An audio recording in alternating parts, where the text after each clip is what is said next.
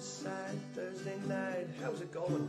Alright, strip back, good crack, multi-trade podcast. Share the knowledge you know, help to make our sector grow. Everybody's learning from experts and the journeymen. Insights. Right, Season 6, Episode 2. I'm Stephen Buckley. And I'm Keith Delahan. And this is Insight, the Stripped Back podcast, sponsored by Robust Lighting, the world's leading LED lighting company. And in association with Snickers Workwear Ireland. We've got another amazing episode lined up for you. We've got Theo Webster from Theo Webster Electrical joining us for the Overload segment. He's made the way over here with Robust, with Kimmy and Kate and John Ford. Yep. We got a few interviews in the can there last week, and then we had a few points with them in Temple Bar, but really looking forward to getting Theo's interview out on this episode. Yeah, look, he's an aspiring electrician, and, you know, really for any, you know, aspiring electrician, apprentice looking to, you know, base themselves off someone, he's a good role model. And as we seen with the challenge wall, he completely ripped up the script and bet the top time. And look, he's the benchmark now. Yeah, the Theo's challenge wall attempt, or his smashing of the the record, is up now on Instagram, TikTok, YouTube. And if there's anybody out there as a Sparks or an apprentice Sparks who thinks they can beat it, 6 minutes and 40 seconds is the benchmark. So get in touch, we'll get you in, and you can have a run at it. But we've a really, really amazing special guest interview lined up for later on the episode. Yeah, so we've got Kiera Dignam on, so daughter of Christy Dignam, but so what, like, powerhouse of a voice. I know me and you have been listening to the album non-stop since we knew she was coming on, and really liking things we're hearing from her on the album. And look, she's going to delve into different stories with us, and you know, give us a run through her past and her upbringing, and how she got into the industry. So yeah, really looking forward to it.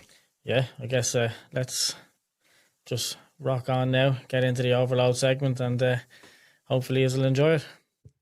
Theo, thanks for taking the time to come over with Robust to the Robust headquarters here in Dublin, Ireland, and join myself and Keith for Season 6 of Insight, the Strip Back podcast. It is my pleasure to be here. It's great to think that we can actually attract people from the UK to come over and see us. Like, it's just a surreal thing, but thanks very much for coming over. We really do appreciate it. So thanks, Theo. Yeah. What we like to do, and like I say with most guests, is try to give the listeners and the viewers a bit of an insight into how you got to where you are today. And that could be where you've grown up, or what your school life was like. So if you'd like to maybe let our listeners know, what was a young Theo Webster like growing up? Like, you're full of dreams, broken dreams now. No, I mean, I've always been a very hands-on person. So I think, like, going into a trade or something was always on the cards for me. I didn't know what I wanted to do. But yeah, so I was always never the brightest at school. You know, like, I think you're either academic or hands-on. Yeah. Always very much a hands-on person. Not very sporty, but just enjoyed doing things, you know. So things like resistant materials, I don't know what that would be equivalent over here. So, you know, woodwork and all that sort of stuff. Yeah. Loved all that. Absolutely loved that. So, you know, I always thought actually I might end up being a carpenter. But I sort of fell into doing this, as you do. 16 years old, I was really lucky, got an apprenticeship, and just sort of, I didn't enjoy it. I had a really horrible apprenticeship, only because there were a couple of guys that were really old school, made it a little bit difficult, perhaps. Yeah. I thought it was just quite typical, I think, as typical, you know, for a lot of people. And I only started actually really enjoying what I do now is, as I got a bit older, after I'd qualified, I started to enjoy being an electrician. But I think young me, I was yeah, I was a bit lost really. I didn't really know what I wanted to do. You know, I had so many things. I was like, oh, I'd like to go in the army. I'd like to do this. I'd like to do this. And then I just completely fell into an electrical apprenticeship. Did you start working with a company, or was it through a family member that got you into a company? No, so I did. At 14 years old, you do like work experience. And I did work experience as an electrician and as a plumber. Plumbing was obviously a massive no-go. I don't want to deal with shitty toilets. Yeah, you know. And the company that I did the electrical work experience with seemed good. They had like a really nice mix of work, and that's where I was lucky enough to get my apprenticeship in the end. And it did really good for me because, like I said, we had a complete varied work. We were domestic, commercial, industrial, and agricultural. We did everything. You're hitting everything. Yeah, and it was fantastic. Like I said, you know, perhaps it wasn't the happiest of workplaces sometimes, but what I was learning was invaluable. It was absolutely amazing. Yeah, don't get me wrong. Like most of the guys there were amazing. Like they were great to work with. But like some days it was just like Jesus, you know, a bit of a slog, but. Did you do your full apprenticeship or all your pre-work with that company before you went out on your own? Yeah. So I was with them for 4 years. So I qualified in 3 years. So I started at 16. I was qualified by the time I was 19. I managed to work my way through it really quick. So it was quite weird. The college where I went, they were trying to fill the course. They were really struggling to fill the course out at the time. So they actually let me do my level 2 at the same time of doing my level 3 apprenticeship, which was like unheard of. It was a lot of freaking work for me to do. Yeah. But I was like, great, I'm getting it done quicker. Yeah. This fast track, get through this really quick. And so yeah, 19 years old, fully qualified. I was there for about maybe 6 months after that. And I thought I need to move on if I want to develop, because I think you're always seen as the apprentice. You can stay somewhere 10 years and you're always going to be seen as the apprentice. Yeah. So I was like, I need to get away. And I actually went and worked, ironically, for the plumbing and heating firm where I did the fucking work experience. Brilliant. Yeah, so I went and worked there for 2 years as their sole electricians. They had about 12, 13 gas and plumbing engineers. And I just did all their electrical work, which was great. So I learned so much, yeah. Because heating systems is like a massive weak point for a lot of electricians. Oh, 100%, yeah. It's amazing the amount of electricians that can't put their hand to it. Yeah, they can't do an S-plan or whatever, they just can't. And so that was great for me. I was 20 years old, learning all these things, but at the same time, I was quoting all my own jobs, invoicing my own jobs. So I was basically self-employed, but playing with someone else's money. Yeah. So it was freaking fantastic. It set me up perfectly. Yeah. And then, I was 22 years old, and I thought, I'm doing all this work and I was not being paid very much. They were a great company to work for, but I was being paid really shit money. Yeah. So I was like, screw it. I'll just go self-employed. Why not? Yeah. And I just dove straight at the deep end. Literally gave him my notice. Within, I think, 2 weeks later, that's it. I was on my own. Most people do it that way. They don't procrastinate. Maybe in the back of their heads, they'll have the idea that they want to work. Yeah. Oh, don't get me wrong. It was a terrible time for me to do it. It was awful. I just had my daughter. She'd just been born, and at the time, were we married then? I don't know. But my girlfriend or fiance, whatever we were at the time, she wasn't working, so suddenly we had no income. Yeah. Like, I look back now and I think, what a freaking idiot. What was I doing? Like, absolutely mad. But yeah, it was great. It worked out really well.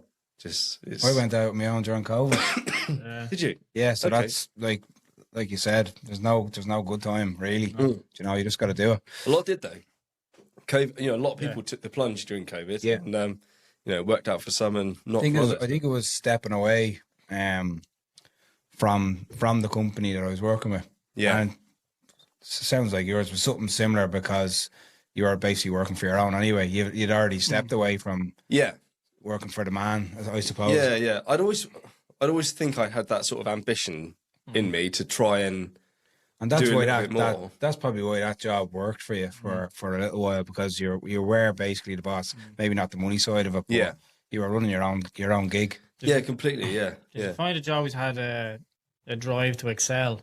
you wanted to excel, not Yeah. just personally, but like professionally as well? Did you find that within the trade even that you needed to be the best at what you were doing? Yeah, but with everything, like even like, you know, the apprentice competitions and all that sort of stuff, I always like, I've got to push myself to, you know, I was like adamant, like I will always be the quickest.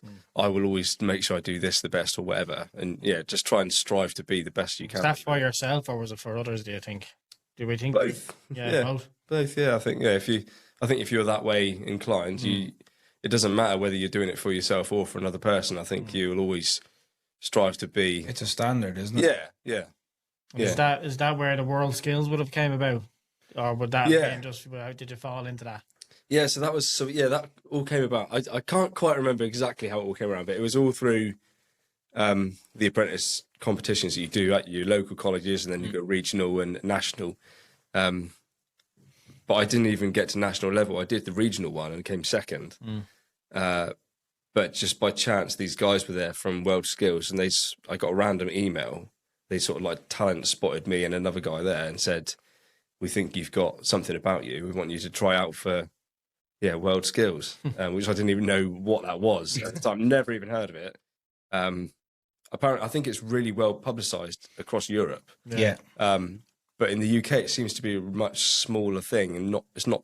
You know, it's televised in Europe and everything. Yeah.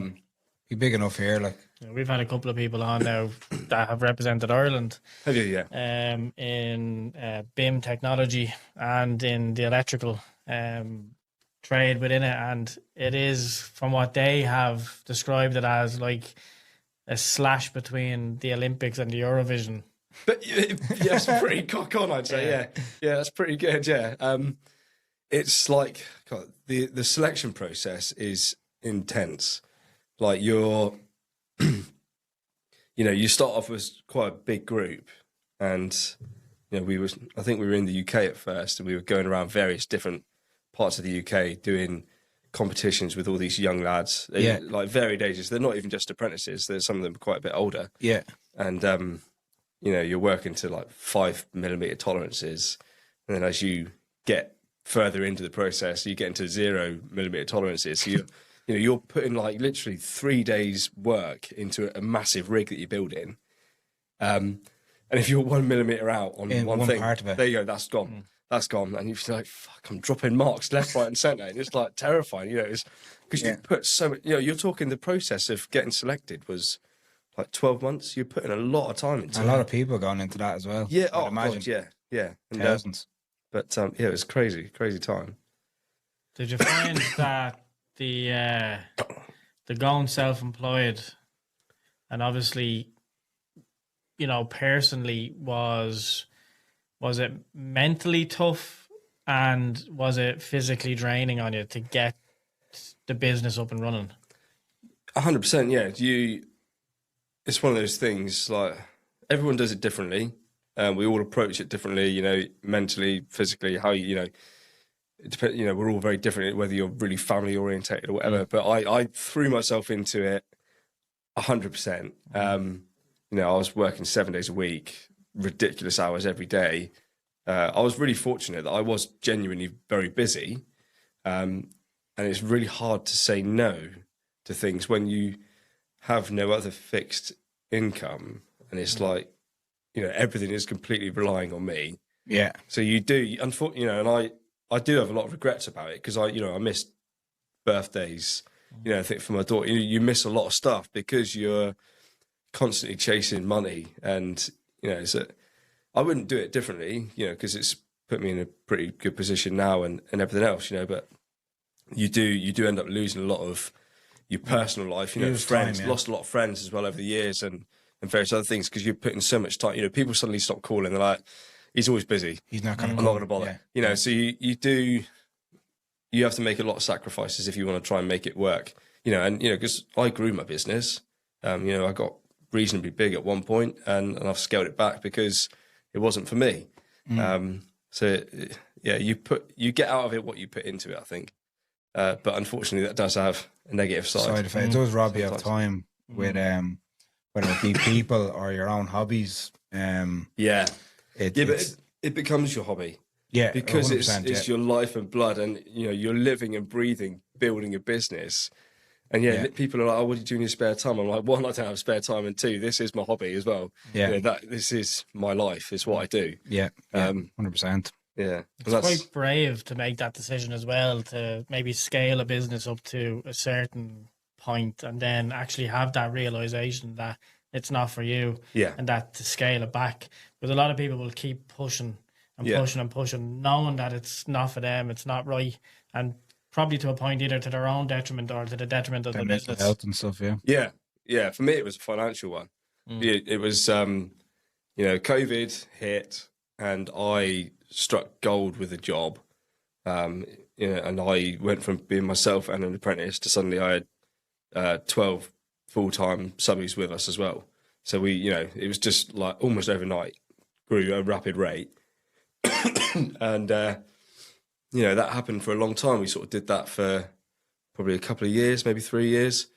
The stress wasn't an issue. I coped with, I don't know how, so I'd have been maybe 26 years old at that point.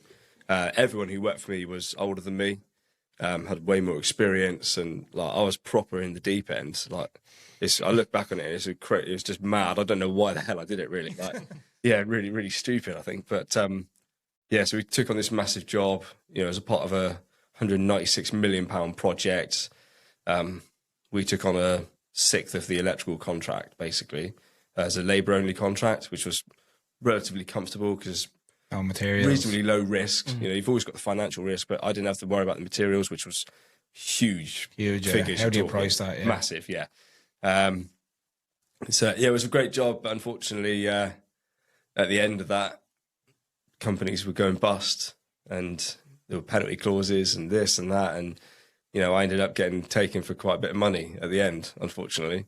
But I made it through it. I made sure everyone got paid. All the lads got paid. Wholesalers got paid, albeit some of them late. But you make sure they get paid, And I was just sat there with nothing. And that was the point for me. It was like...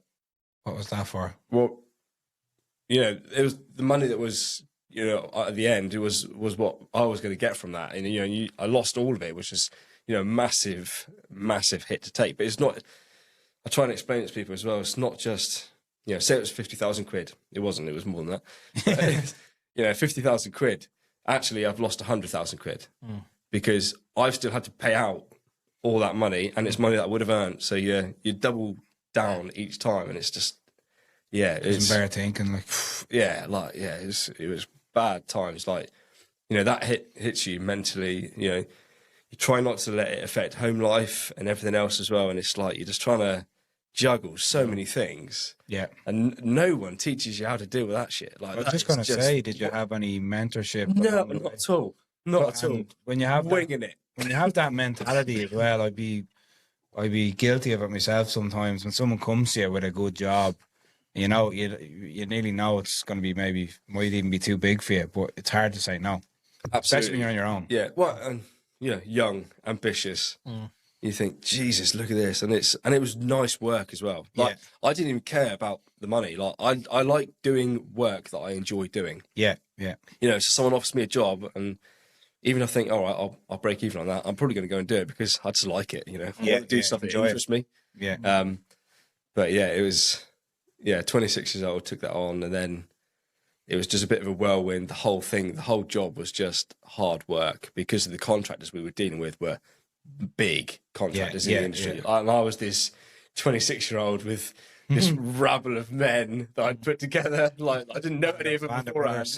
And it was like, it was crazy. So it's a lesson, like, not just for yourself personally, obviously, like that as well. Like, do you think learning from that type of situation playing out, like, has now maybe helped you with decisions that you're making now in your business? Yeah, I don't run into things head first like I used to. Definitely think about things twice, and consult other people about it as well, and a little bit of research on companies as well, perhaps. Which I definitely didn't do before. Due diligence, wasn't in my vocabulary 6 years ago. But I definitely operate in a different fashion. Yeah. I still very much in the sense of I'll try and do work that I want to do. You know, I'm in a fortunate position where I don't have to just do any work that comes my way. I can actually pick and choose a little bit, which is nice. Yeah, less of a risk, obviously. Yeah, but still enough to keep you hungry. Yeah, and I sort of told myself I would never take a contract on above a certain value again, because the risk is it just completely outweighs any benefit you'll ever get from it. Yeah, good way to look at it. Don't get me wrong, it was great. I learned a huge amount, you know, managing people, and I made some great friends from it as well. Lost more friends as well, probably as well, you know. But it's like it was a great learning experience, and I would never try and deter someone from ever doing that. I'd, you know, go for it, you know. But you need to do it on the basis knowing that it will either be the making or literally the breaking of you. Yeah. You know, it took massive tolls on my marriage. You know, seeing my daughter, everything. It just has a massive negative impact on everything. Yeah. So, but that's what business is about, though, isn't it? It's about taking risks. And learning. And going all in. Preparation is key when it comes to it now. And And talk about preparation. Health and safety in the workplace is it's always been a big topic, and it's always so important. You had an unfortunate incident, serious incident for yourself. I did, yeah. Could you talk us through that? Yeah, so January 2022. It's a Friday. I've got a couple of lads working with me on a domestic renovation. It's in a really old house, quite bit bigger than your standard house. The ceiling heights are a lot higher. Yeah. But the whole house has been sort of ripped out and redone inside. Yeah. And it was 5 o'clock on a Friday. I said to the lads, right, get yourselves home. Cheers for the week. And I was just walking around site, having a look around, make sure there's no tools left out that's going to get stolen, all this sort of stuff. Materials and that. Everything's all put away, and I get onto the ladder from the first floor to come down to the ground floor, and the ladder slips away, and I fell 4 meters onto a concrete floor. Yeah. What injuries did you sustain? So I had, I broke my back in 3 places. Jesus. So I had 3 compression fractures. 3 vertebrae crushed basically as I hit the floor. Yeah. On my arse. Did you lose consciousness? No, I was conscious for the whole thing. Yeah. So and you were on your own at that stage. Yeah. I was completely on my own. Yeah. So I remember falling. I remember hitting the floor. I remember hearing my back break and obviously feeling my back break. Yeah. Wow. Yeah, it was savage. Yeah. Trust me, it's so much worse than it sounds. It's so much worse. It's worse. Yeah. Yeah. And it sounds quite bad. What's the initial thought process when that's happened? Do you think your career is done? Do you feel like that, or do you feel... So I landed on my ass, fell back, hit my head, but I was conscious the whole time. You know you've done something serious, right? Like, I can't actually express the level of pain that it's like you actually can't speak. Like it's unreal. And so I knew I'd done something serious. The pain was all, so it was my lower back that I broke. So the pain was resonating around my sort of hips, lower back. So I thought either I've broken my back or I've broken my pelvis, both of which are fucking really serious. Yeah. Really serious. So my first instincts were to check myself. I'd not impaled myself on screwdrivers because I had loads of tools on me as well. You know, it could have been way worse. And I was all good on that front. But yeah, so first thing I did was ring my mum. I'm not quite sure why, but I did. Yeah. And bless her, she couldn't understand a word I was saying because I was in so much pain. Yeah. So I just ended up hanging up on her. I was like, I said she loved that. Yeah. Hung up on her, and I ended up ringing my client. It was really quite an odd one. So the client we were working for, I'd known for years, but I didn't actually know the fucking address. I just knew where she lived. I was like, I can't call an ambulance. I don't know where the hell I am. Yeah. Literally, so I had to ring my client, and she rang the ambulance then, and she then came to me. So it took her half an hour to get to me. So I was just lying there on my own. Bear in mind, this is in a house, January Freezing. No good windows, house. no doors, on a concrete floor. I was fucking cold. Frozen. I was really cold, and so which made the pain so much worse as well from Yeah. the shivering. So yeah, half an hour later, my client got to me, but from when I fell to when the ambulance got there, it was 2 hours. Jesus. Yeah, just 2 hours lying there in Pure pain. agony. Yeah, absolute agony. Is that a like? You seem like you can remember it so clearly. Like I remember everything about it. Yeah. that's It's crazy. It's crazy and scary at the same time because you're nearly in this limbo where you can't move, and yet the first person you call is your mother. Yeah. Which is, in a sense, it's like, a divine thought. Like, I better ring my mom, and it's like bringing you back to childhood. Yeah, screw my wife. I'm ringing my mum. Yeah. Very weird. Yeah, I don't know why. To this day, I don't know why I did that. Like, I really don't. Yeah, quite strange. But What was your mother's reaction when she actually found out why you were ringing? they all came down. My mum, my dad, my wife, and my daughter. They were all there at that point. Obviously they're all really, really worried because they knew it was serious. Yeah. But I was over the moon when the ambulance got there. So they didn't believe me that I'd had as serious a fall as what I'd had, which I can understand because they must get people exaggerate stuff on the phone all the time. Yeah. So I'm not begrudging to them at all. But it was 2 hours. So I say 2 hours when the ambulance got there. It was 2 hours when the first responder got there. So this guy walked in with this little paramedic bag, and he was like, "Oh shit, this is pretty bad." He ran back out. Yeah, because they'd actually been saying so when my client got to me, she rung them again because she could see that it was really bad, and they were like, "Oh, can you pick him up and put him in your car?" No. But bear in mind, she was like 4 foot nothing. Yeah. At the time, I was a lot bigger. I was like weighing 100 kilos at the They time. don't even know if you've had a neck injury or anything. Yeah, So- literally, yeah. She was like, "No, I'm not picking him up and putting him in my car." But so the guy got there and he was like, "Shit, this is actually bad." At which point, then within like 5 minutes, there were two ambulances there, and lots of drugs. Fantastic, it's great for me. Yeah, but What's the aftermath of that. what's the recovery process like for that? Like, so it's one of those self-employed life, Yeah. not very fucking long. You need to get back to work. It's I was lucky. My fractures were stable, they call them. So they weren't, there was no risk that it was going to damage my spinal cord and all this sort of stuff. I've got a bit of nerve damage, but other than that, it's all good. So I was in hospital for 2 weeks. At which it was mad because so you're talking COVID still then. So it's January 2022. So didn't really have any visitors. Hospital was so full, I got put on the bloody geriatric ward. Mate, Make some friends. Yeah. So, I was 28 or 29 years old. And I'm in a room with 8 guys that are in their 80s plus. And all of them have got dementia. They've all had hip or knee operations or, replacements. And it's quite funny. So these old boys, during the day, they're quiet. And at night time, they came alive. Honestly, it was just awful. It was just the worst 2 weeks of my life. Worse than breaking my back. I would try, not having any sleep. It's mad. the same stories every day. Oh, they just Every they hour. just didn't know they didn't know where they were.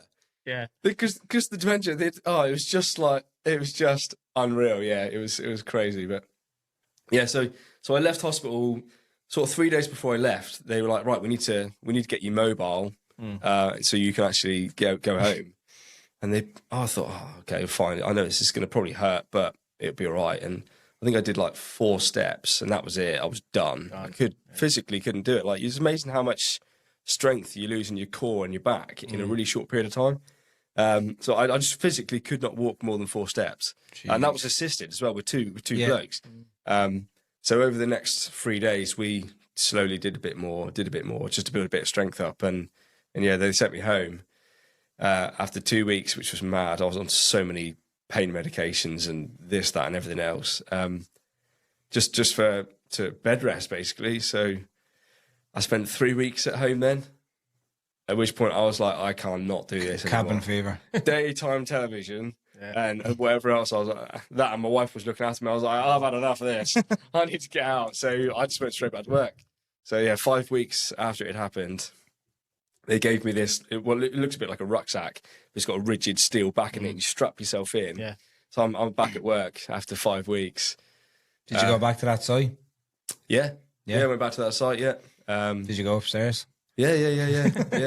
I'm there with my, my concrete nail guns and all that. I'm doing everything. Yeah. The lads are trying to stop me desperately, and and I think it was the best thing I did really, because I got mobile. You know, if you were employed, you would milk it. You'd have 6 months off. Yeah, 100%. Sick pay, whatever, and you'd milk it for all it's worth. But I couldn't do that. You know, I wasn't in a position to do that.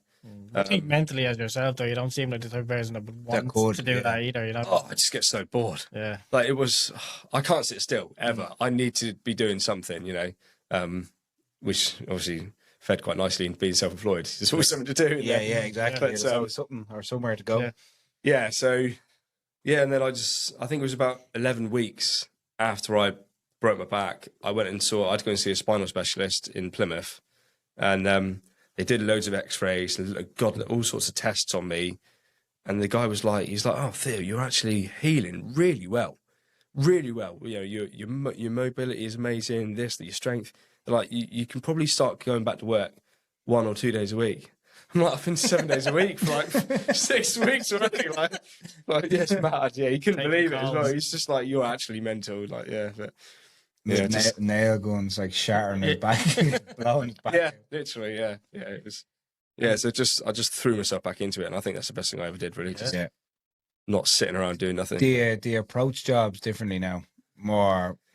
Not saying it was probably just an accident that could happen. That could happen to anybody. Yeah, I mean, I did a lot of reflecting after it happened. I look back at like my career up until that point. There's so many things, and we've all done it. Yeah. Where you shouldn't do it, but you're just trying to get the job done. Especially when you're self-employed, you really do a lot of things that you shouldn't do, but you need to get the job done. You're on a limited budget or whatever.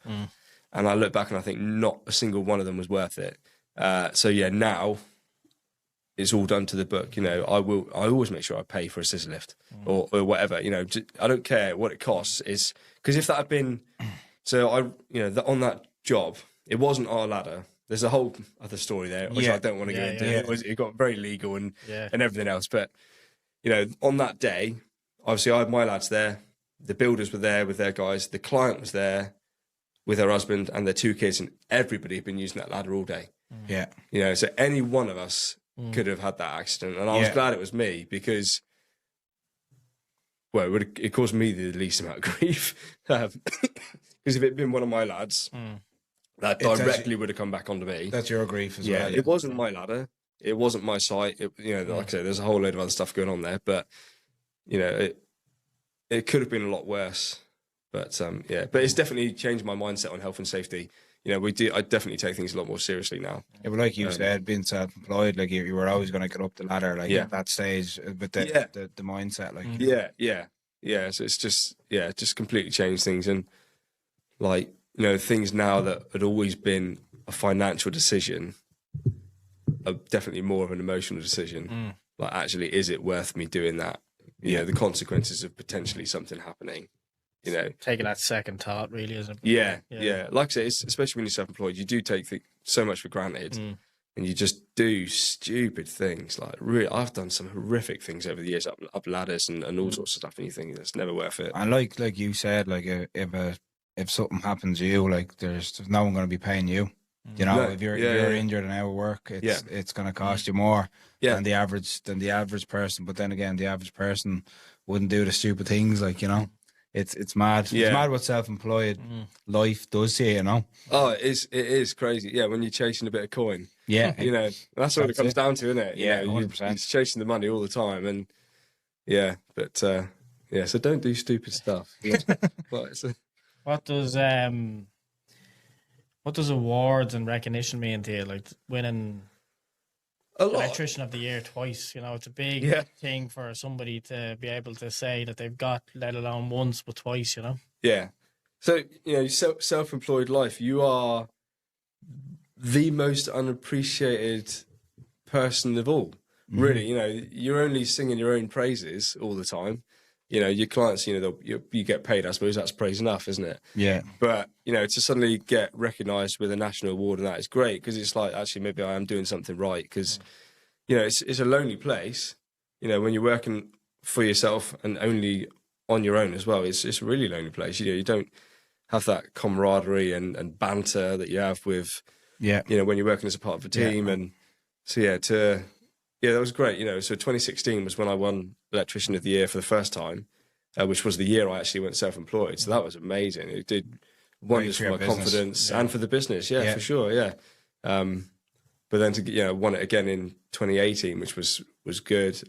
You know, 2016 was a bit of a gimmick, really, because it was a popularity contest, if you ask me, because at the time the process it was a voting process. Right. Okay. If you got a shitload of friends, you're going to win it. Yeah. Yeah, I get you. Yeah. Get as many people as you can to vote, you're going to win. And you still had loads of friends then. At that point, yeah. My clients were really good as well. They were all, you know, They were all rooting for you. Yeah, absolutely, yeah, definitely. You know, I was young and I was trying to do something, and yeah, so that was great. And but by the time it got to 2018, it was a judging panel, and it changed. It got a bit more serious. Yeah. You know, and so I was lucky enough to win it then as well. But Did that mean more to you then in 2018? Do you think? They both hold a lot of weight, I think. They both meant a lot. Yeah, but yeah, you're right. Yeah, 2018 definitely meant more because it wasn't a popularity contest. It was more a case of actually professionals have taken a look at it now and gone, yeah, this guy's worth, you know, this award for whatever reason. So yeah. Congratulations. Yeah, and then came the eFix boys. Yeah, the eFix boys. I don't even know how that all started coming about, really. Like I started, you know, like we all did. We all start watching them when they first, you know, you suddenly start seeing them creeping up here, there, and everywhere. Don't you? Yeah. And I used to I'd message him every now and then, and so I actually nominated myself for those awards, and that's something I was going to say to people as well. Never be ashamed to nominate yourself for an award. At the end of the day, other people are choosing whether you are or not a winner of that. They'll validate so you. if you think you're bloody good enough, freaking go for it. Like, because I've had a lot of negative feedback from people in the past about nominating yourself for an award, and I think have no shame. No, if you think you're good enough, freaking go for it. Yeah. It all gets validated in the end. Yeah. At the end of the day, like I say, you are your own biggest supporter, and typically your clients and other people around you actually won't put you forward for stuff. Yeah. So yeah. But we know the eFix guys personally. Yeah. And like, if you nominate yourself and they don't think you're up to it, you ain't getting anything. No, 100%. You ain't getting anything. Yeah. They don't give you an inch unless you're. No. Yeah. Yeah, they're all good. They're great lads, aren't they? So that award that you won, what to say, for industrial and the commercial installation, like that would mean a lot to win that from them guys. Yeah, what I love about it as well, like for me, it's nice because I was the first ever winner of Electrician of the Year with On the Tools, and then I was the first ever winner of Commercial Industrial Installer of the Year and one of the 30 under 30s as well. So it's quite nice. I feel like I'm at the forefront of that. At the beginning, you know. Yeah. So it's quite nice. Everyone always forgets that, like, you know. We'll bring it back down slightly now, just after all that praise. So we had a bit of a bone to pick that you were in the Guinness storehouse on your trip over here, and that there was an orange juice being drank. I'll give it a go. Was it you? It was me, yeah. Oh, I wasn't the only one. Kimmy was there as well, you know. But you said you had a Guinness before that. Orange juice and Guinness doesn't go well together. Yeah, I had my little sample Guinness as you do. Yeah. But no, I'm a cider drinker, you know. It's not for you. The stout's not for you. Yeah. No, how's your trip been so far? It's been great. It's been really nice. You know, the Rovers team are actually amazing. Like heavily female dominated, which I was a little bit surprised about, but great as well. You know, and it's been a really great day, a long day.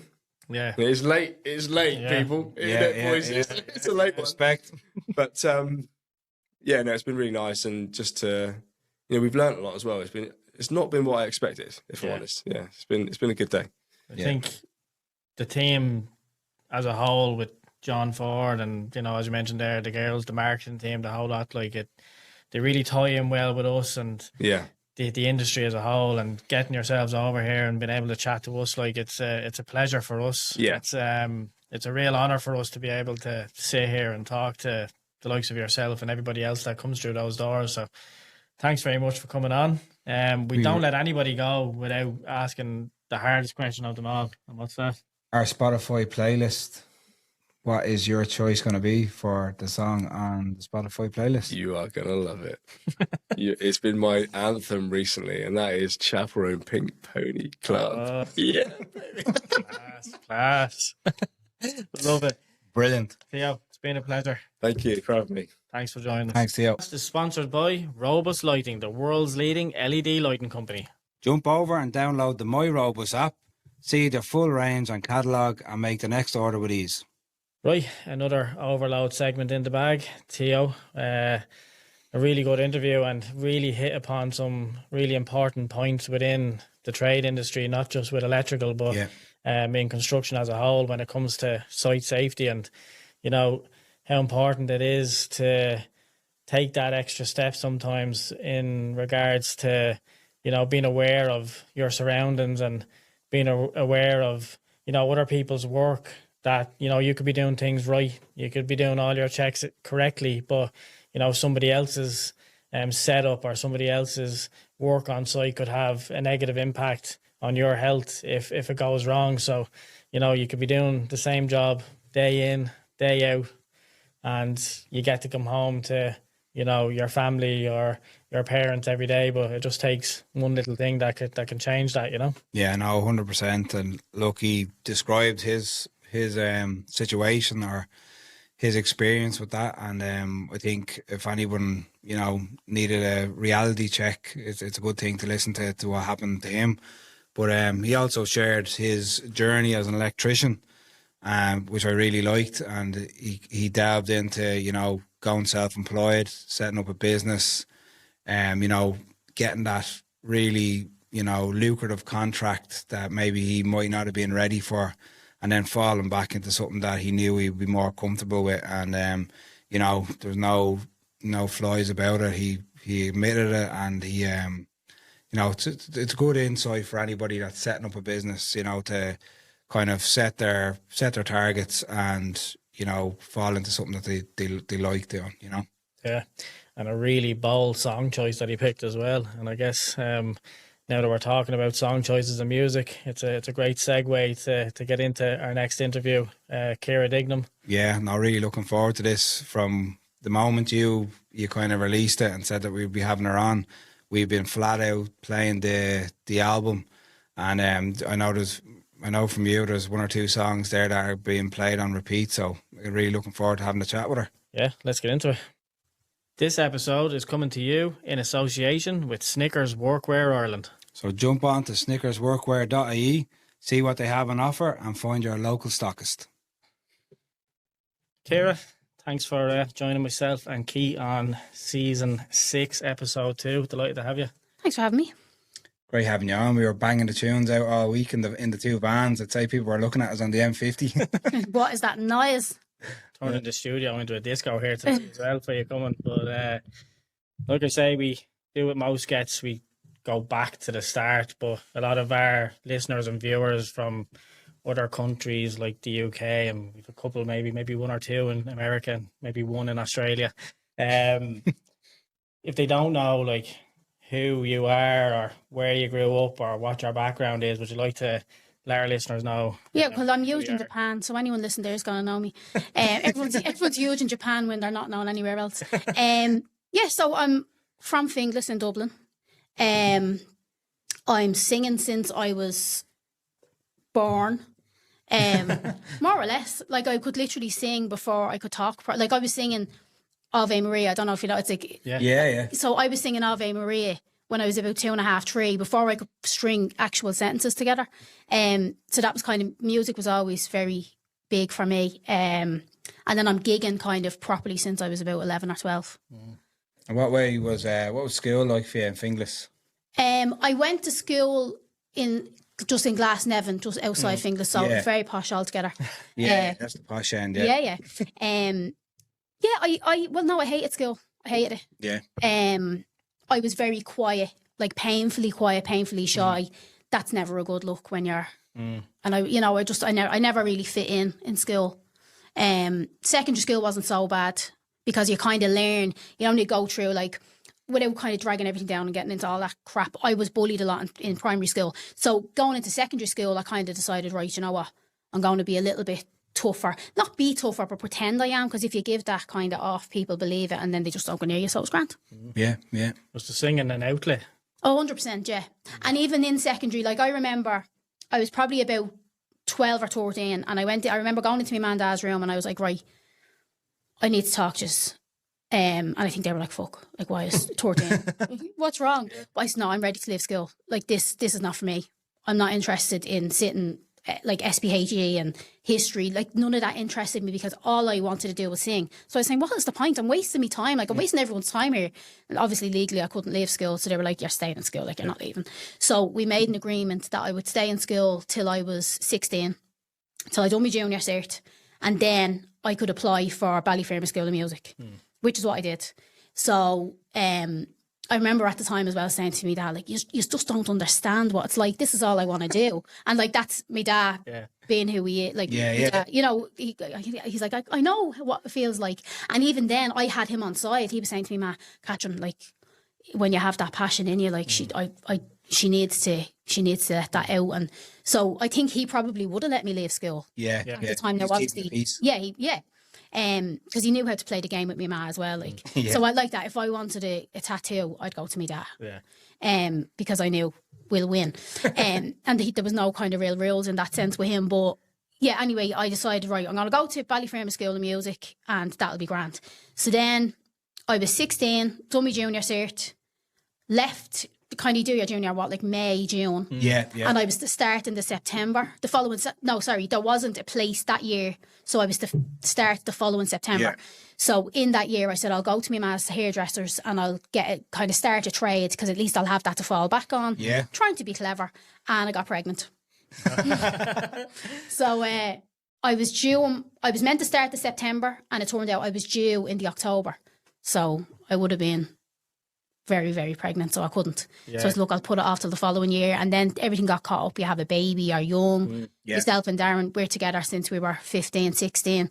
So you kind of then concentrate on, well, I have to rear a child. And it's hard at that age, everything's hard anyway. It's hard without a baby. Then you have a baby and you're trying to kind of do the right thing. And like he had about 9 jobs trying to keep everything going because we didn't want to rely on our parents. Like they were brilliant. Our families were amazing, but we didn't want to be kind of, I need nappies. Have you got money? You know what I mean? We wanted to try and provide, and I wanted to make sure I was rearing my child because I think my ma thought, oh shit, like I'm gonna have to leave work and take on this child because I was an only child. I didn't know what a baby was. I'm thinking like they're gonna hand me like what ends do you hold?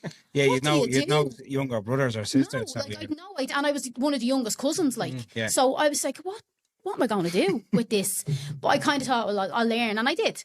And like, he's 21. I've kept him alive. So I mean... Yeah, you did a good job. Yeah, I did. Like, I don't like to throw myself, but I mean, he's still alive. 3 of them now that I have kept alive, which I think is fantastic. But it was that kind of threw a kind of spanner in the works, I suppose. No pun with the Snickers and everything. But like, it was kind of a kick in the teeth as well because I thought, well, I have a baby now. I can't go out gigging. That dream is gone. So I have to be practical. So I went back to the salon and said, right, I'll finish out my trade and at least I'll have that to fall back on and I won't kind of, what can you do? But being a singer is not going to be... disappointed in that sense, thinking that, you know, he's looking at his daughter and he sees talent in her and that, you know, it might have maybe stunted it in a way. Absolutely, because he knew, as I said, he knew that feeling that I told him he didn't understand. Like, he knew what it was to literally only want to sing. So, it was hard for him. And then on top of that, he's seen me struggling with a baby and saying, like, well, what other options does she have? Like what he would have been like with your ma, like, when, you know, they had you. It didn't stop his dreams, you know? No, because my ma was still able to she kind of held down the fort and it was like, well, look, I'll kind of, I have the job because he left his job, his full-time job to pursue music. And because he had her doing that, now, again, I had Darren as well, but they were married and like 20, 27, 28 when I was born. So they kind of had their life together. They had their house, whereas we were babies with a baby. So there was that aspect that was a lot harder.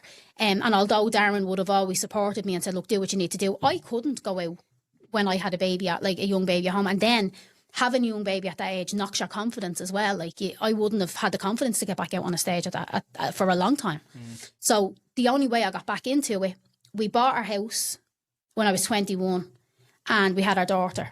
And she was about 6 months old. My man and dad were babysitting the two of them. And Darren's family, a lot of them live over in Inchicore. Yeah. So we went over to the Patriot Inn, right on the corner in Kilmainham, and there was a karaoke on. Yeah, so with his family, if there's a karaoke, or they're all musicians. Yeah. So they gravitate towards something like that. So there was someone's birthday or something like that. But they were all, Kiera, will you go up and sing? Because they knew over the years they'd heard me kind of sing. But I was like, And again, I had no confidence whatsoever. And eventually, anyway, I gave in to peer pressure and I got up and I sang a song. And then I kind of just sat down and put my head down and everybody in the pub stood up and clapped. And I was like, oh, Jesus Christ. Mortified. So Darren came over to me. He's like, Kiera, you have to sing. And I was like, shut up, Grant. It's Grant. That's like over. That dream's over. I'm so stupid. So on the way home, because I'm always the designated driver, on the way home, he was like, seriously, yeah. He's like, seriously. Yeah, you have to. Like, he could see it in me. Although I mean, confidence was knocked, I was happy. Like, I'm happiest when I'm singing. Yeah. I can be. There's a little spark there. Absolutely. Yeah. And he saw that. And he was like, the way Darren is, he'll move mountains to make sure I'm happy and I'm doing what I need to do. So we went down to my mad the next morning to get the kids. And he's like, Catherine, I need to talk to you. And I think she was like, what's is she pregnant again? And he's like, no, I need to lend the money. And then I think she thought, oh, Jesus Christ, what sort of trouble are you have to get yourselves into? And he's like, can you give us, because we were into getting our mortgage. So we hadn't got spare money. Cash is gone, yeah. So he's like, can you give us a lend of money? I want to buy a PA. She was like, for what? And he said, me and Kiera are going to go gigging. So she was like, okay. And again, she knew the passion I had. And she's like, are you sure about this? Are you sure it's going to work? Darren's like, I will make it work. And he did. He went into every pub. At that time, he went in and he was kind of selling it like, listen, give us one gig like for €100. I promise you, like, she's Christy Dignam's daughter. Like, so thinking like, they'll think maybe she's not totally tone deaf. And he was like, if she's good, bring us back. If she's not, give us our €100 and we'll live. Yeah. And we ended up, it just snowballed. It snowballed from there. Because thankfully none of them thought I was that shy. Would that have been all around Ireland, like? At that time, Dublin? It was a lot of Dublin, and then gradually, people have coming up to me like, "Do you play at weddings?" And I was like, "Well, no, but if you want, I will." So then I started. Money, yeah, absolutely. Come here, if you want to pay me, I will sing at your wedding. So it got to the stage. Then people started to ask me about churches. Like, people I knew would ask about churches, and I'd sang at like my nanny, like Ave Maria. My nanny taught me that. I sang at her funeral, my granddad's funeral, stuff like that. So then I thought, maybe I could do this as a job, like, because people were asking me and I thought, why not? So then I started doing churches and then we built up a band and then we were doing wedding band. And then in the background, like, I was always kind of writing little, like, from the age of kind of 10 or 11, I was writing, I thought they were songs at the time, but Jesus Christ, I can only imagine what they actually were. But I always wanted to go down that route of having my own music. But I got so caught up in when you get caught, anybody who's into music and in the industry, you'll know, like, you get caught up in a kind of Groundhog Day of cover gigs and weddings. And, like, you do get decent money. You can kind of make a decent living at it. So you kind of say, if that I go back... pulled you away from it, kind of. Absolutely. And although it's what you want to do, you're kind of saying, I'm paying a mortgage. I need money. I have 3 kids. You have to be practical. Yeah. And the money is in the cover gigs. Like, you can go into every night, 7 nights a week, you can go into these kind of open mic nights and play your own music. Nobody's paying you for them. Yeah. Do you know what I mean? And you're trying to also level, as I said, your bills and whatever else. So I did get caught up in that. So COVID kind of gave me an opportunity because the world ended and I was able to sit back and say, right, I'm not losing all my gigs. Yeah. There's no pubs open. I can't do that. So that's how I kind of said, right, well, I'll start pursuing getting this album done. And I kind of was talking about it with the producer at the time, kind of in the lead up to COVID. And that allowed me the time to... We're getting loads of guests in that COVID pushed them over the edge to doing what they actually wanted to do. Yeah. Like we're portraying it as like, Jesus, the worst time ever.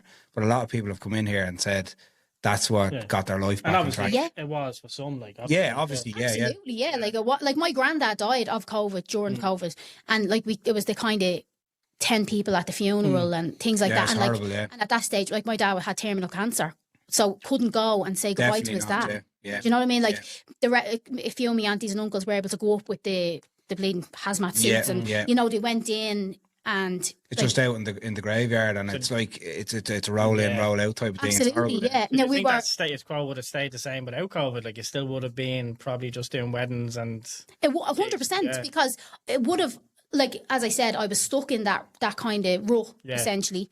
But at the same time, I didn't have time to go and record an album because I was gigging every single weekend, and I just didn't have the time for it. So COVID kind of allowed me to pull back and say, you know what, right, I'm going to do this. But now the plan was to fly to England. Obviously, we weren't allowed to leave the country. Yeah. So I started going on Skype with the producer, who he's Irish, but he lived in England at the time. He was based in England. So Darren plays guitar. So Darren's in my band. So we were able to sit and get keys and stuff, which was brilliant because he could do most of that work with me and then send it on. And then, like we were talking before, he was like the producer was sending me on ideas for demos and stuff like that. Yeah. So I was able to listen to them and say, right, well, what I'd like to change around. Myself and Darren were able to change the keys, change a few things around the structure of the song. And then I could send it back to him. And that's kind of how the album was done, really, in the beginning. Trust together to do that Yeah, together, yeah. And like, but then as well, you kind of see Darren's a driving instructor. So you have to be very careful because your husband trying to teach you to drive can end in like homicide. Do you know what I mean? So it's the same with music. It can be bad. Like, but the fact that we're so used to we're gigging together so long. Yeah. It's a very natural thing, and we don't kind of go to a violent place. So we're used to that. So it's grand. So yeah, like it was good that I had him for that we could kind of get the structure of the songs and stuff together. And then in the meantime, things kind of lifted a little bit, and the producer moved back to Ireland and got a studio here. So I was able to kind of go down and get a little bit of recording done and stuff like that. So that kind of got me into a stage where I was like, right, I have my album basically ready to go. Then everything opened back up, and then it was like the weddings that had been cancelled were all like, okay, can you do me wedding?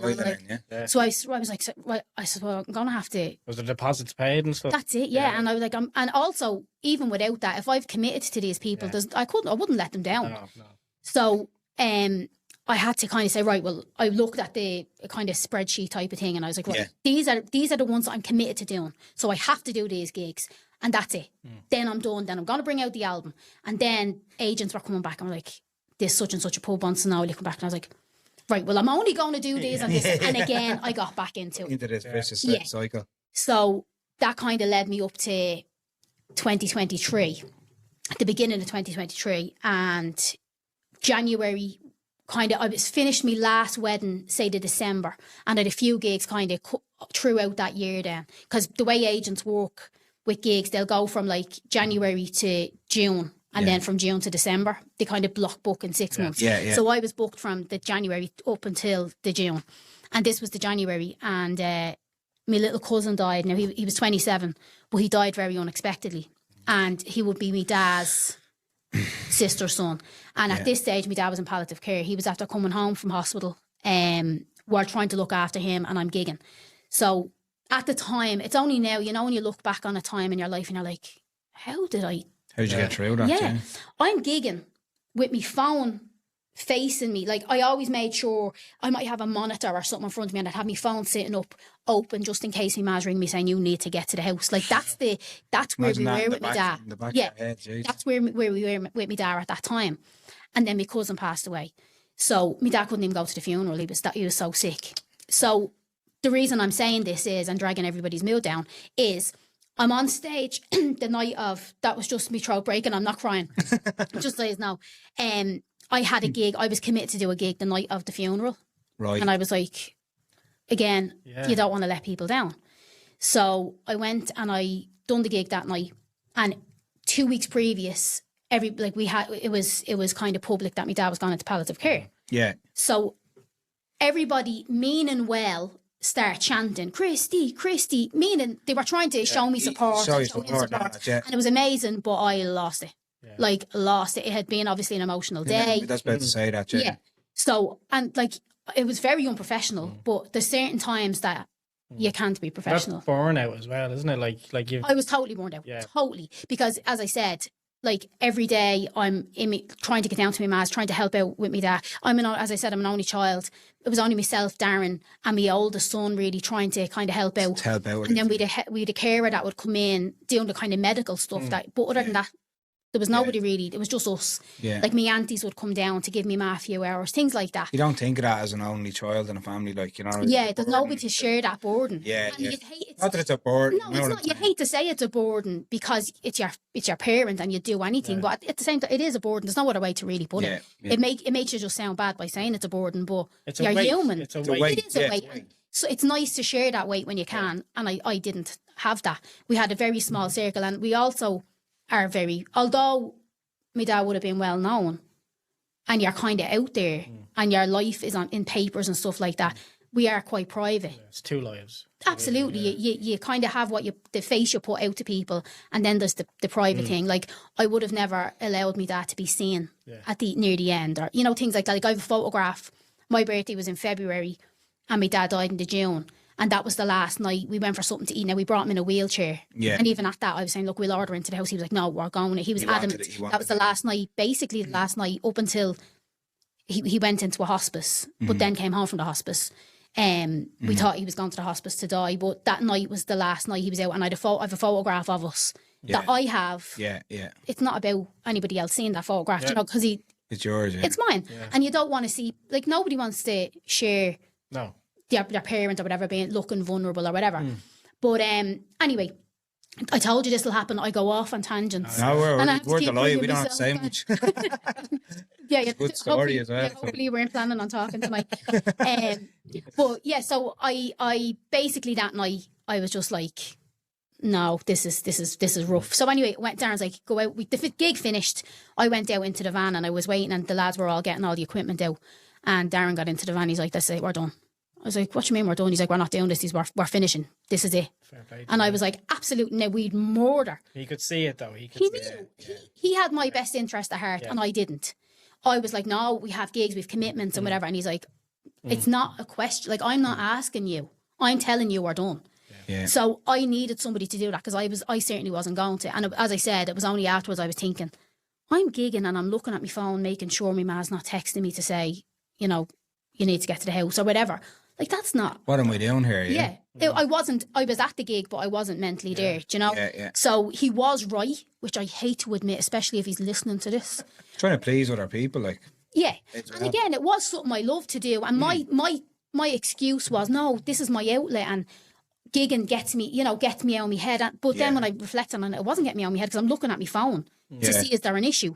And then I'm gigging late, and then I'm like, right, 8 o'clock on a Sunday morning, right quick, up, we need to get down to my ma's. You know, that kind of thing. It's not the art. The art doesn't burn out the artist. Yeah. Like, you can pick up where you left off with the art at any time. Yeah. It's external circumstances that burn you out. Like, so, exactly. You know, you can still love the process of singing and love the process of performing, but you know, we're only human, and you're only human. And he could see that. He could see that was it might have been the straw that broke the camel's back. Yeah. But, you know, it's great to have somebody like that by your side that can make that decision for you, because others wouldn't. Someone has to rein you in. Yeah, that's it. And I was never going to make that decision. So basically, after I was like finished moaning at him, I was like, right, do you know what? Maybe you're right. And he's like, look, his way of kind of talking me down was, look, while your dad's like this, it'll just give us a chance to go down and help out, and we can be on call 24/7. And after that, once, like, you know, we'll see how things go, and then we'll get back to it. Now, he knew that wasn't going to happen. For something else, yeah. And it allowed me to, after a few weeks, then we're talking, and he's like, this will give you time now that you've made that break, start thinking about the album. So the plan was, as I said, that was the end of January, early February. So the plan, then my dad was although he was in palliative care and he was sick some days, he was kind of okay. So I was like, you know what, maybe I'll start looking at releasing the album, and maybe releasing a headline gig that I can kind of concentrate on. Yeah. Because, like, my dad's not going anywhere. Yeah. And at that stage, like, when he was told he 2 days to live in 2010, do you know what I mean? Yeah. So he was, like, realistically, in my mind, he was never going to die. He was like Lazarus. He kept coming back. So I was like, he'd be grand. My wife's dad's going through something like that now as well. He was given 6 months 2.5 years ago. You you forget about it then, don't You you? do, Like, because like- they're just so strong, like. That's it. You think that like they're bulletproof, and it's amazing when they get time that you weren't expecting, because everything is like make memories that you might have never had, and that was kind of for 10 years. That's what we did. Like Bad we news, did. good news, bad, yeah. Like it's a roller coaster. yeah. Jesus Christ! Like I when I think back on times like that now that he's gone, it's like, as I said, like when you said how did we go through that? You desensitize yourself to yeah. it. Like, you get bad news and you're like, well, this fucker is not going to die. Like, he's going to fight this, you know? Absolutely. So, and that's kind of where I was. So I was like, right, focus on the album. And he was kind of giving me critiques on the album and stuff. So I had that kind of from him. He was like, oh, Kiera, this song. And yeah, do you know what? Like he'd always give me constructive criticism, but he'd never say I was shit. Do you know what I mean? Yeah. Even if I probably was, but to him, I never was. Do you know what I mean? Because biggest fan. Yeah. that he really was like. So I had booked Whelan's to do for the December, because I was like, at least the album be out by then. 7 or 8 people might like me by then, and then they might come to the gig, and that'd be fucking brilliant. So that was grand. Planned to bring the album out the end of May, and then my dad started getting worse and worse, so I kept pushing it out. And I was like, no, do you know what? And then weirdly enough, the album, I was like, right, the 3rd of June, the album's coming out. And then he got really bad, and I was like, do you know what? No, I could hardly, do interviews it's bad timing, yeah. Really, yeah. Really, and I was like, it's just not it wasn't appropriate. Yeah. I couldn't go on to, like, when you obviously you're doing press tours, you're doing radio, you're doing television. I couldn't be on talking about this album that I'm so proud of, and hold yourself together. Yeah, like I was like, it's not the right time. And my dad kept saying, you need to put it out. Don't be so stupid. And I was like, no, it's not the right time. So that was put again on the shelf again. And then he died the 13th of June. So everything kind of, actually, on the 10th of June, Whelan sold out. I was after announcing Whelan's, and it sold out. And I was like, Jesus. Yeah. And then, it was madness. But anyway, I was like, you know what, that's in December. I'm not even thinking about that. It's such a crossroads for you, though, really, isn't it? Like, because there's a crossroads and there's the road. Coming from all directions. an intersection. I don't know what it is. Good news, bad news. Weird junction. I don't know, but Jesus, like, you're trying to be. There's the joy of of like wanting to sell out a place, and I was like, oh my God. But at the same time, it was bittersweet, because I was like, none of that mattered. Like, this is all I've ever wanted my whole life, to have an album, to have people come and see me, not in a cover gig situation, but to listen to me, and not just as Christy Dignam's daughter, but as Kiera. Paved your own path. Yeah, like I wanted that, and I finally was heading towards that, and it didn't matter, because it was just like, fucking hell. Like, all that matters is that I just wanted to sit in the house with him, with me kids, with Darren and my man, just be in a cocoon. And but then the other positive side to it is that you got to that stage and that moment of even ready to burst while he was still alive. Yeah, so he did get to, like I said, he got to hear the album, and I got to tell him that I sold out Whelan's, and things like that. Critique you on it as well. Exactly. Yeah. So then he passed away in the June, and then obviously everything was in the air, and I kind of threw me about 3 or 4 weeks after the funeral.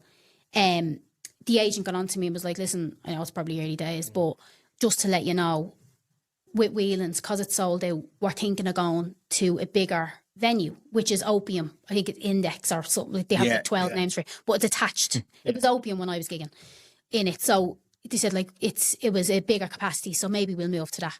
So I was like, yeah, whatever. Yeah. Okay. Yeah. And that sold out. So then they came back to me like, we'll do a second night. So I was like, Jesus Christ, okay. So I kind of thought, you know what? Music has helped me through loads of different things through my life. This is the perfect opportunity to use this as a therapy. So I was like, you know what? I'm going to start looking at bringing the album out. So we decided to bring the album out in the end of September. So that gave me something to focus on. Now, in hindsight, on reflection, when I look at it now, I was trying to just avoid grief and what I was going through, because I couldn't deal with that at the time. I still can't. And we're nearly 2 years now. The release of the album was like a blanket, like a... It gave me something to comfort, distract myself and as it like something positive that I could say, look, this is what I want to be doing, and I could avoid reality for a while, which was cool, and that really worked well for me for a long time. And it's only I kept saying, and I'm very matter of fact about it, I would always say, like, I'm doing this as a distraction. to avoid grief and avoid reality, but I know I'm going to hit a wall. Yeah. So that was a known thing. Absolutely. And I deliberately did that. But I think sometimes, whether you're into music or the gym or whatever your outlet is, sometimes people need to do that. Like some people need to crash the day after a funeral and get under a blanket and not get out of bed. Yeah. And that's what they need to do, and that's grand. You see some people at funerals and there's no tears coming out of their eyes. Yeah. And sometimes they're the most in control of their emotions, because there's a time and a place for them to do it. And if that's not the right time, and sometimes they need to process it. I've done it before, like myself and the wife have gone through loss as well. And, you know, you bury yourself into something. And for me, it was work. So I buried myself into work and I just went gung-ho on it. And then eventually then you hit that wall, like you said, and you have that come down. And what you hope then is that there's somebody around that can throw their arm around you at the time. Can catch you. Can catch you at the time. And did you have that? That's it. I'm lucky enough with Darren that I have that, and I've a good family. I do, you know what I mean. I've a very, as I said before, I keep my circle very, very small. I learned at a very young age not to trust people, whether with being kind of in the public, thrown into the public eye from a young age when you can't necessarily don't control. Give them all of yourself in a sense. Absolutely, like I'll be very open. I don't have a filter essentially when I'm talking, which you've probably noticed by now. When I stop talking, you might have a chance to think about that. But like that, I don't kind of. That's the way I am, and I can come across as an open book, and there's like to a certain extent I am, but there are certain personal things that I'm like that are off bounds that I don't speak about. Yeah, you know. And I suppose, growing, I was going to ask this question about 20 minutes ago. I'll stop talking to allow you. Go on. Growing up, when did you realise that your dad, I suppose, in a sense, wasn't normal? He was he was an artist, and he was much more than just a dad. I think when I kind of after I became a mother, because as a teenager, it's just like, do you know what I mean? Like, it's me dad, and I genuinely never knew the difference. Like, people used to say to me, even in secondary school, say like, "What's it like your dad being Christy Dignam?" I'm like, what's it like your dad being Michael O'Shea? I don't know. Like, I genuinely, I didn't know what it was like for my dad to be a plumber, because my dad was never, like, he was never a plumber. I'd be like, what's it like your dad being a plumber? Yeah. Do you know what I mean? Like, I didn't know any different. Like, I used to think, like, if there was a girl in my school and her dad was a contractor, like, that's deadly. Like, he could build anything in that house. Yeah. And she'd be like, your dad, can sell out the Olympia and Vicar Street, and like, that's amazing. But to me, that was just, that's normal. That was normal. And I think when I became a mother and I progressed as an artist, I was able to look at that and go, Jesus, that is amazing. And that's not normal. That's not like not ordinary people. Jesus Christ, that makes me sound like a prick. I don't mean it like that. I mean, in an ordinary household, that's not normal. That's not the case. So I learned to appreciate that.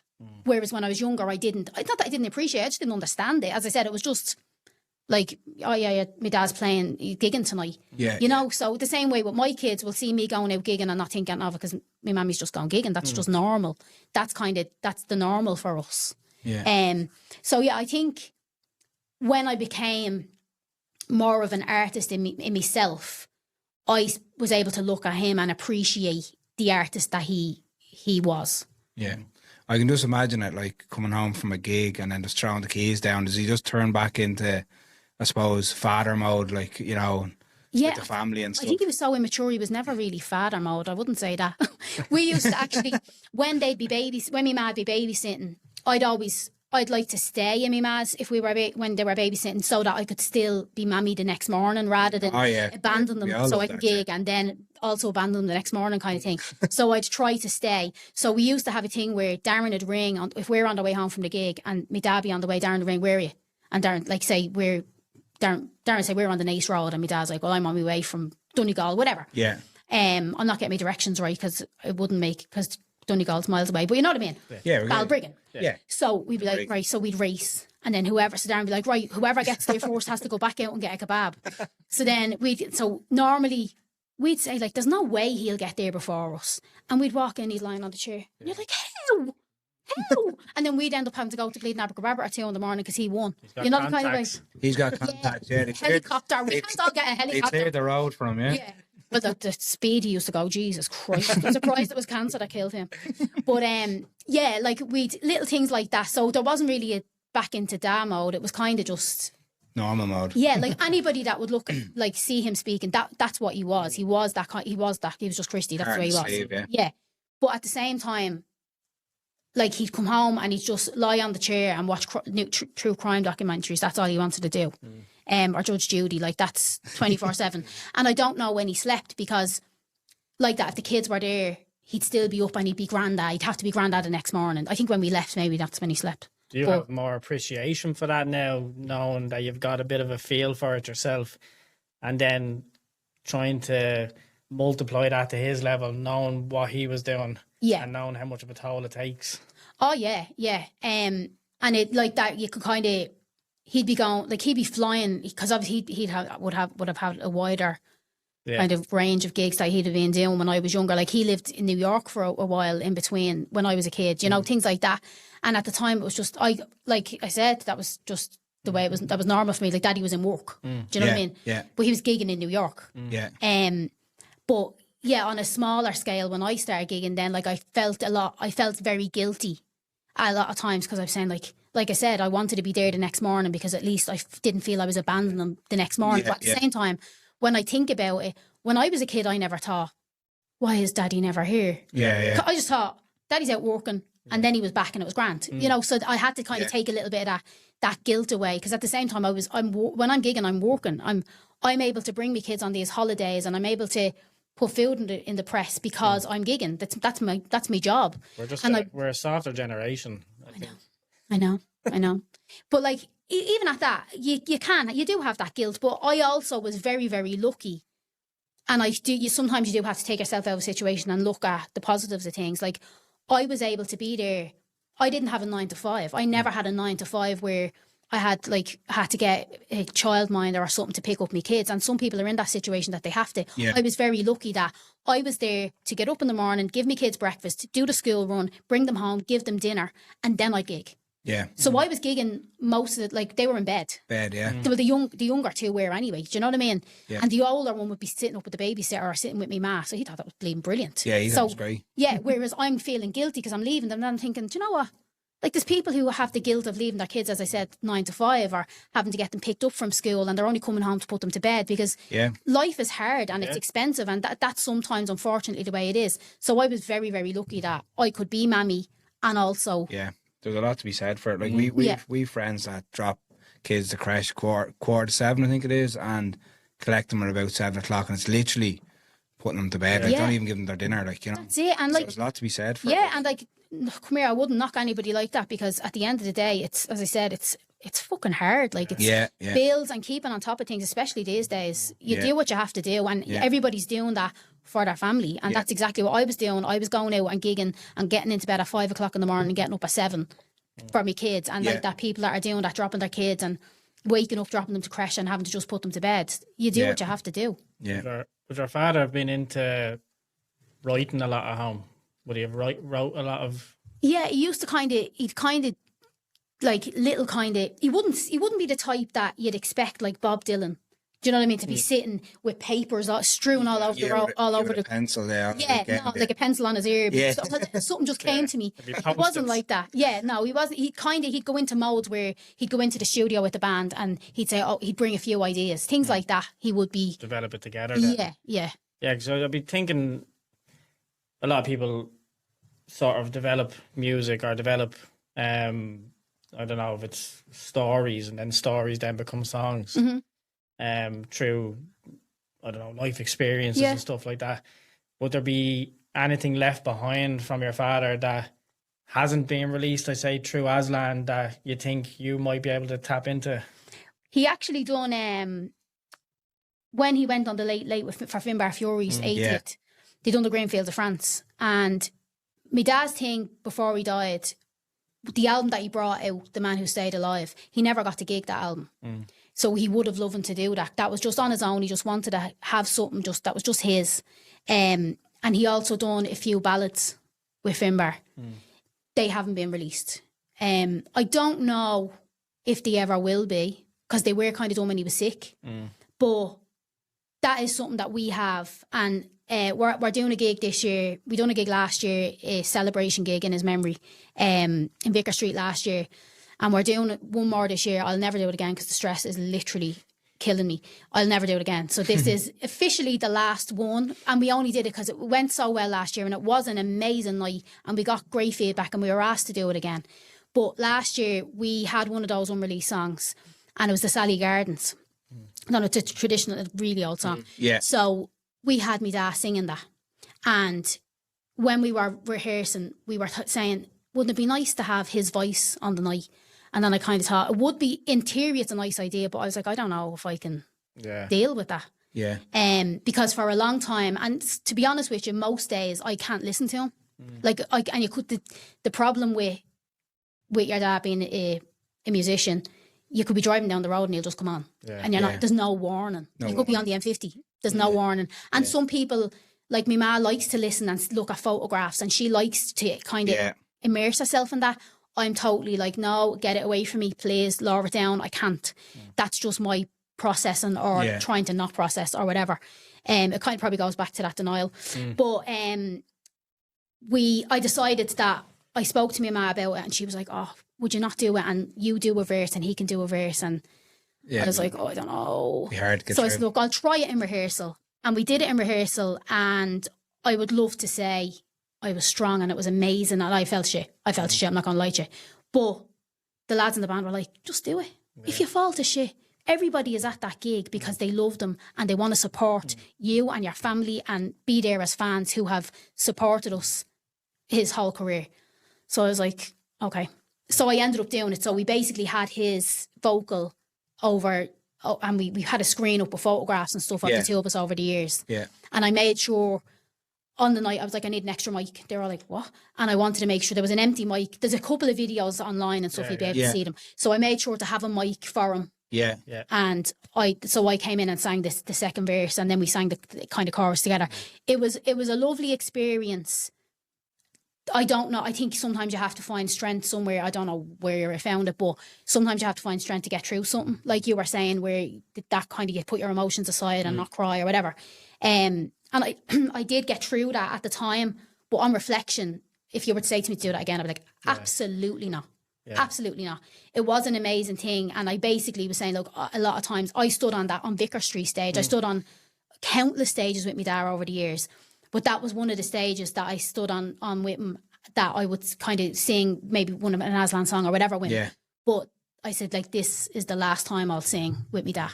And it absolutely closing the chapter. Yeah. Yeah. It was heavy, but and even now, a year later, I'm like, oh. So in 3 years, maybe I'll look at that and say, do you know what, that's amazing to have that video and to have that and to be able to listen back on that. But at the moment, it's a one-time thing, do you think? Yeah, I don't think I could put myself through it. It's like putting yourself through a funeral again. Yeah, it's like a memorial again, isn't it? Yeah.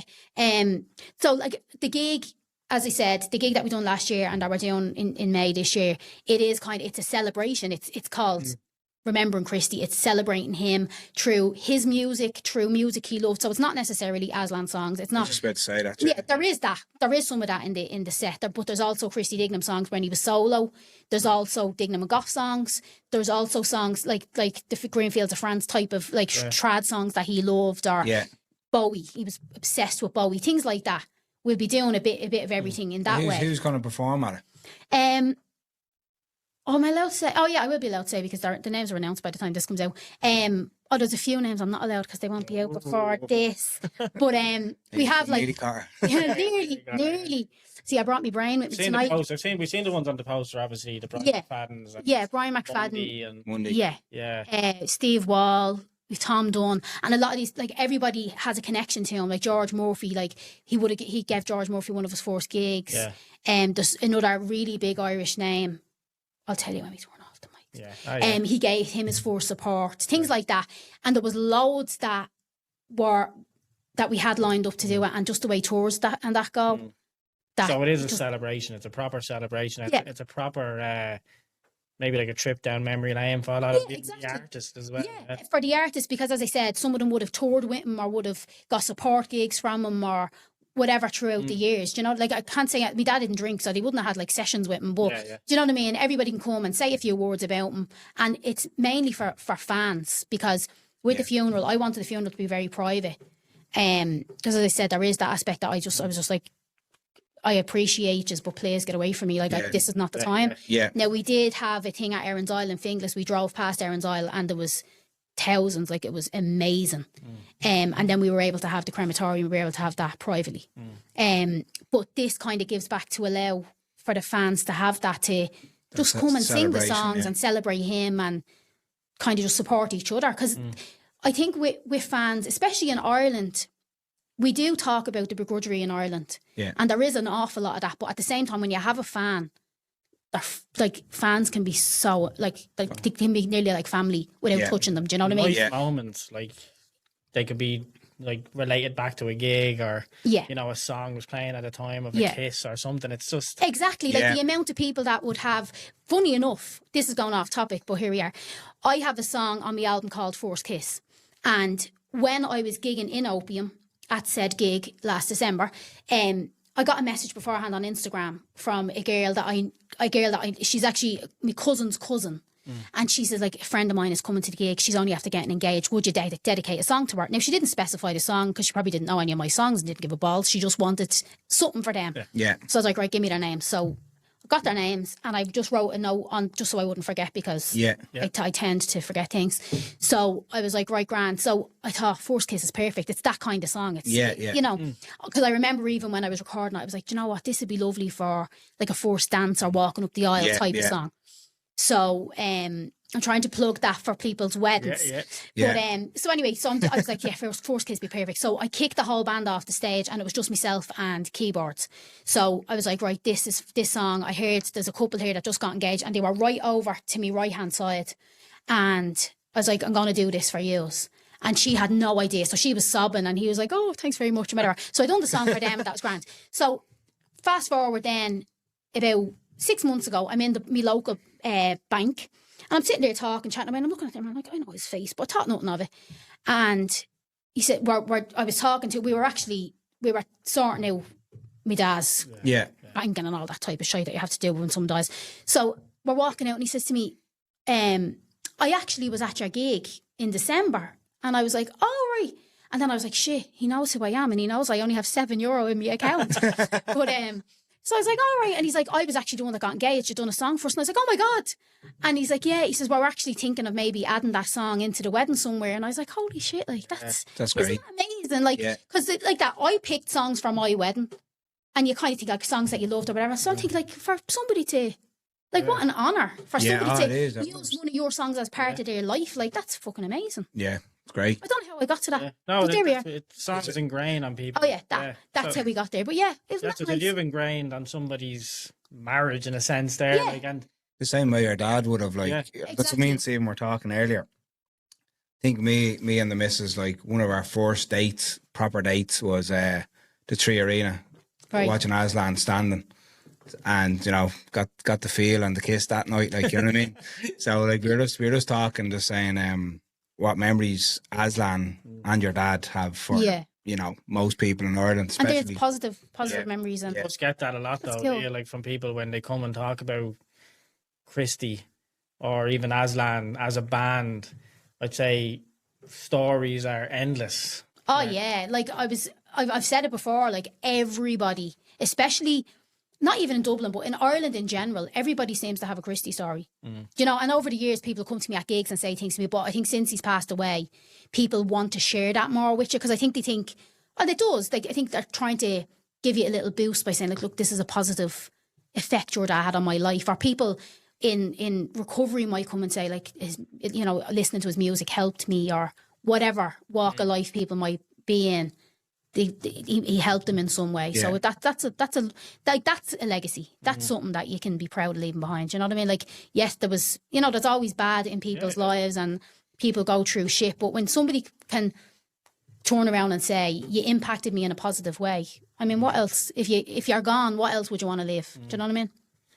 What impact do you want your music to have on your listeners? Is your Nepo Baby album. Where'd the name come from first? Again, being brought up with your parent in the public eye, there's a certain judgment comes before you even open your mouth. And the fact that I have followed him into the music industry, there is a criticism there. People tend to kind of have their mind made up before they even hear me. So basically, I used to take it as an insult and be like I was just Christy Dignam's daughter. And I always wanted to fight against that and be Kiera. I have no problem saying I'm Christy Dignam's daughter. I'm not ashamed of who I am. I'm proud of me dad. I'm proud of what he achieved. But I still want to be Kiera. I still want to be me in my own right. And with Nepo Baby, it was a kind of tongue-in-cheek kind of, do you know what, I'm going to say it before somebody else does because I'm accused of being a Nepo Baby. It's like, you're only doing it because of your second name. So I kind of thought, do you know what, I'll be in on the joke. Because funny enough, the reason I decided to do it was there was a few people talking to me beforehand, PR people and that, and saying, maybe just call it Kiera. So then you're not kind of going. And I was like, why should I deny who I am? Yeah. Do you know what I mean? Yeah. Like, why should I? I'm not ashamed of who I am. Why should I not put Kiera Dignam? That's my name. Yeah. If I want my name on my album. And then a few people saying, like, call it KD. Why? Do you know what I mean? Why should I? So I kind of thought, no, I went totally over the mark and said, you know what? Good circle. I wasn't kind of a case of maybe I'll shy away from my name and maybe I'll call it like it'd be just a self-titled. And I was going to go self-titled. And then I thought, it was nearly a kind of, fuck you. It's a slap in the face to the people that are giving you stick. And I mean, that's it, yeah.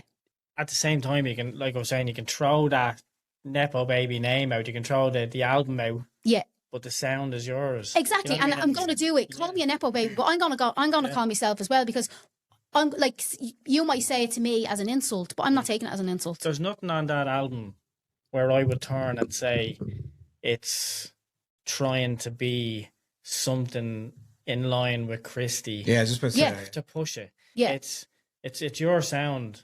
And we spoke, like I said, on the way, and we had a blast. We had the music blasting in the van and in the studio, and we were putting, nostalgic 90s vibes to it. Yeah. There's songs there where I was getting Bon Jovi vibes off it. Yeah. There was songs Kelly there. Clarkson. Kelly Clarkson, as Keith said. And I love that one. yeah. But it's not saying you're sounding like anybody else. It's you. Yeah. And nobody can turn around. And I think the Nepo Baby is a brilliant way just to put that sticker out there and just say, look. And I was advised heavily against it by literally everybody. Yeah. Everybody was like, here, don't. What if people take you up wrong? What if people think you're being sarcastic? I was like, I am being sarcastic. Yeah. I am. Do you know? And like, I kind of thought, as I said. It's a proper Irish way about it, isn't it? Yeah. And like, crack. Yeah, I am being sarcastic, but I'm saying it I'm saying it tongue in cheek. I'm not saying it to insult anybody. Like, if you want to call me a Nepo Baby, yeah, okay, I am. Yeah, I am a Nepo Baby, but that's not a bad thing. So what? Yeah. Who came up with the word, Yeah. Like, so what? I'm going to get there. It's kind of a case of, like, if someone's going to slag you or whatever, like, I'll get in there before you. Get ahead of it. Yeah. Like, it wasn't even, like, on the defence kind of thing. I'm saying I'm going to call myself that on my terms because I choose to. Well, it doesn't happen in any other industry. Like, I mean, you could have your young lad working for you. And most contractors get their sons in. This is a conversation I only had recently. It's the only industry that you have to nearly apologise before. I'm sorry, I'm a singer like me dad. I'm sorry about that. Like, I go into my local butcher and he has a son working for him. Yeah. I have never in the history of my life walked into a butcher's and somebody saying to the son, you're a shit butcher. You're not as good as your dad. Yeah, look at the fat you're after living in that state. Yeah. Nobody does that. So why does people have to you're not as good as your dad? Yeah. All right. I'm not trying to be like you said. I don't have that sound. I'm not trying to be Christy Dignam. He's Christy Dignam. I'm trying to be Kiera Dignam. You'll take a little bit from him. Well, I'm going to naturally have that. Do you know? You'll develop it into yourself. I'm afraid I'm going to punch the head off your mic because it is a very Dignam thing. We use our hands a lot, and I do that on stage a lot. And my dad did, and a lot of people come to me and say, now 99% of people say, I see your dad in you with the way you kind of your movements. But that's genuinely a natural thing. But I'm sure there are a small percentage of people who have that kind of nastiness that are like, she's copying her dad, and I've had people say that, and I'm like, you can't copy. Like, it's not about copying. It's in your genes. Do you know, like I also have black Come hair. and see me. Why take it and come and see Exactly. me? And then come tell talk to me. yeah. But like I have black hair. That's not because I'm copying my dad. It's because it's what's coming out of my scalp. yeah. Do you know what I mean? Like there's certain things that you just can't escape. Do you know what I mean? Can you remember the last time you sang with your father side by side? Yeah. So when he was sick, like sick, and he was trying to keep gigging, would have been 2022.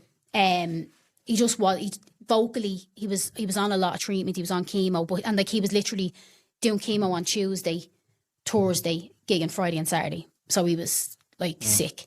So he asked me to go along and do backing vocals. So I pulled back on some of my, like I walked around some of my gigs to make sure I was there for that, because I kind of thought, at least I'm with him. Yeah. And if vocally I knew he was like, I knew what he was heading for and he wasn't going to get it or whatever, I'd come in and, you know, I could kind of just feel it.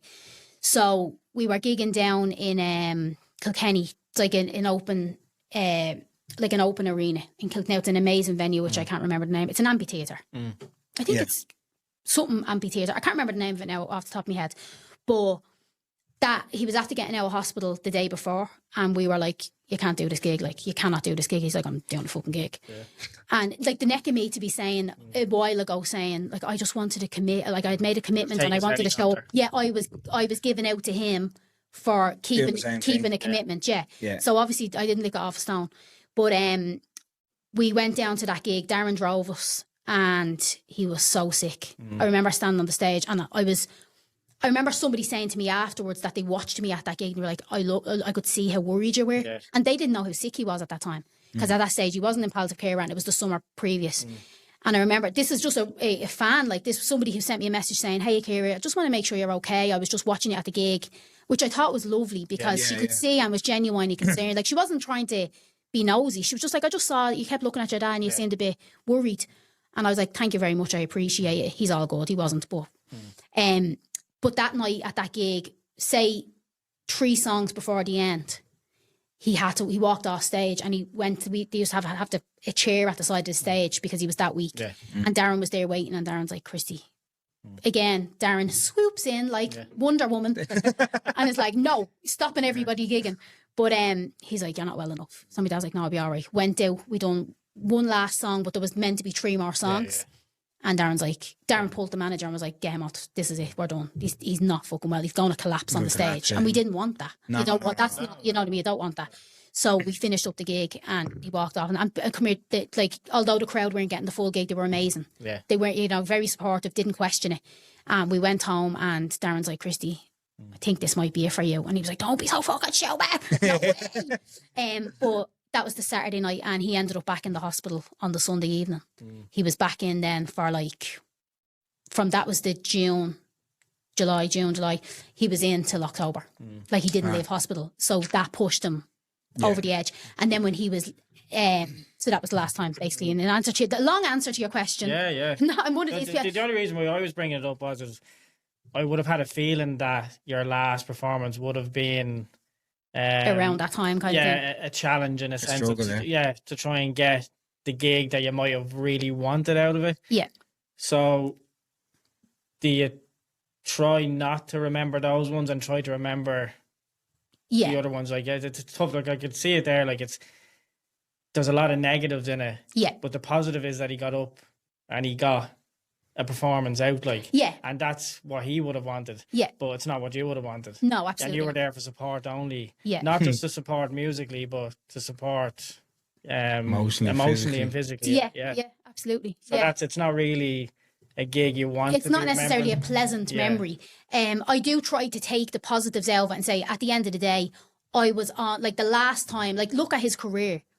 And I was on stage with him the last time he was on stage. So that's one positive to take from it, which I try to focus on because I'm having a positive day. But if I'm not having a positive day, I look at the negatives and you get it could upset you.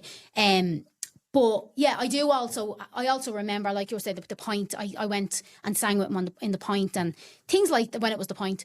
But things like that, I can think of positive times that I had a lot of positive experiences on stage with him, and just to be able to, as a father and daughter, to be able to share that is again not a necessarily normal situation. It's not. It's. I'm very grateful that I was kind of honoured in this life to be able to have that with my father, you know? Because if you didn't take the music up at all, you would have never had those memories at all. No, like if I'd have went down like with just fully hairdresser with me ma, I can stand in a salon with her, but it's not quite the same as standing in front of thousands of people. Like the Ivy Gardens is probably one of the most amazing kind of experiences I had with him. Yeah, like be able to an open air gigs, be able, and that was the year before that, so it was kind of in the latter years of his career. Like I was Ivy able to have Gardens that is probably one of the most picturesque yeah. Venues in the city centre of Yeah, Dublin. it's You would amazing. get in any city. And no matter what crowd you have there, it's just amazing. And like it's tight. Yeah. I played there with Imelda May last year, and it was just like it's amazing to look out at. And it's not something you can explain to someone who hasn't seen it. Do you know what I mean? Like even if I took a photograph and showed you, you can't capture that. Like it's amazing. Would you have sang together at home in the house? Over the years, we wouldn't, because when I was a teenager again, I was like, oh, you don't know anything. Do you know what I mean? My dad doesn't know anything.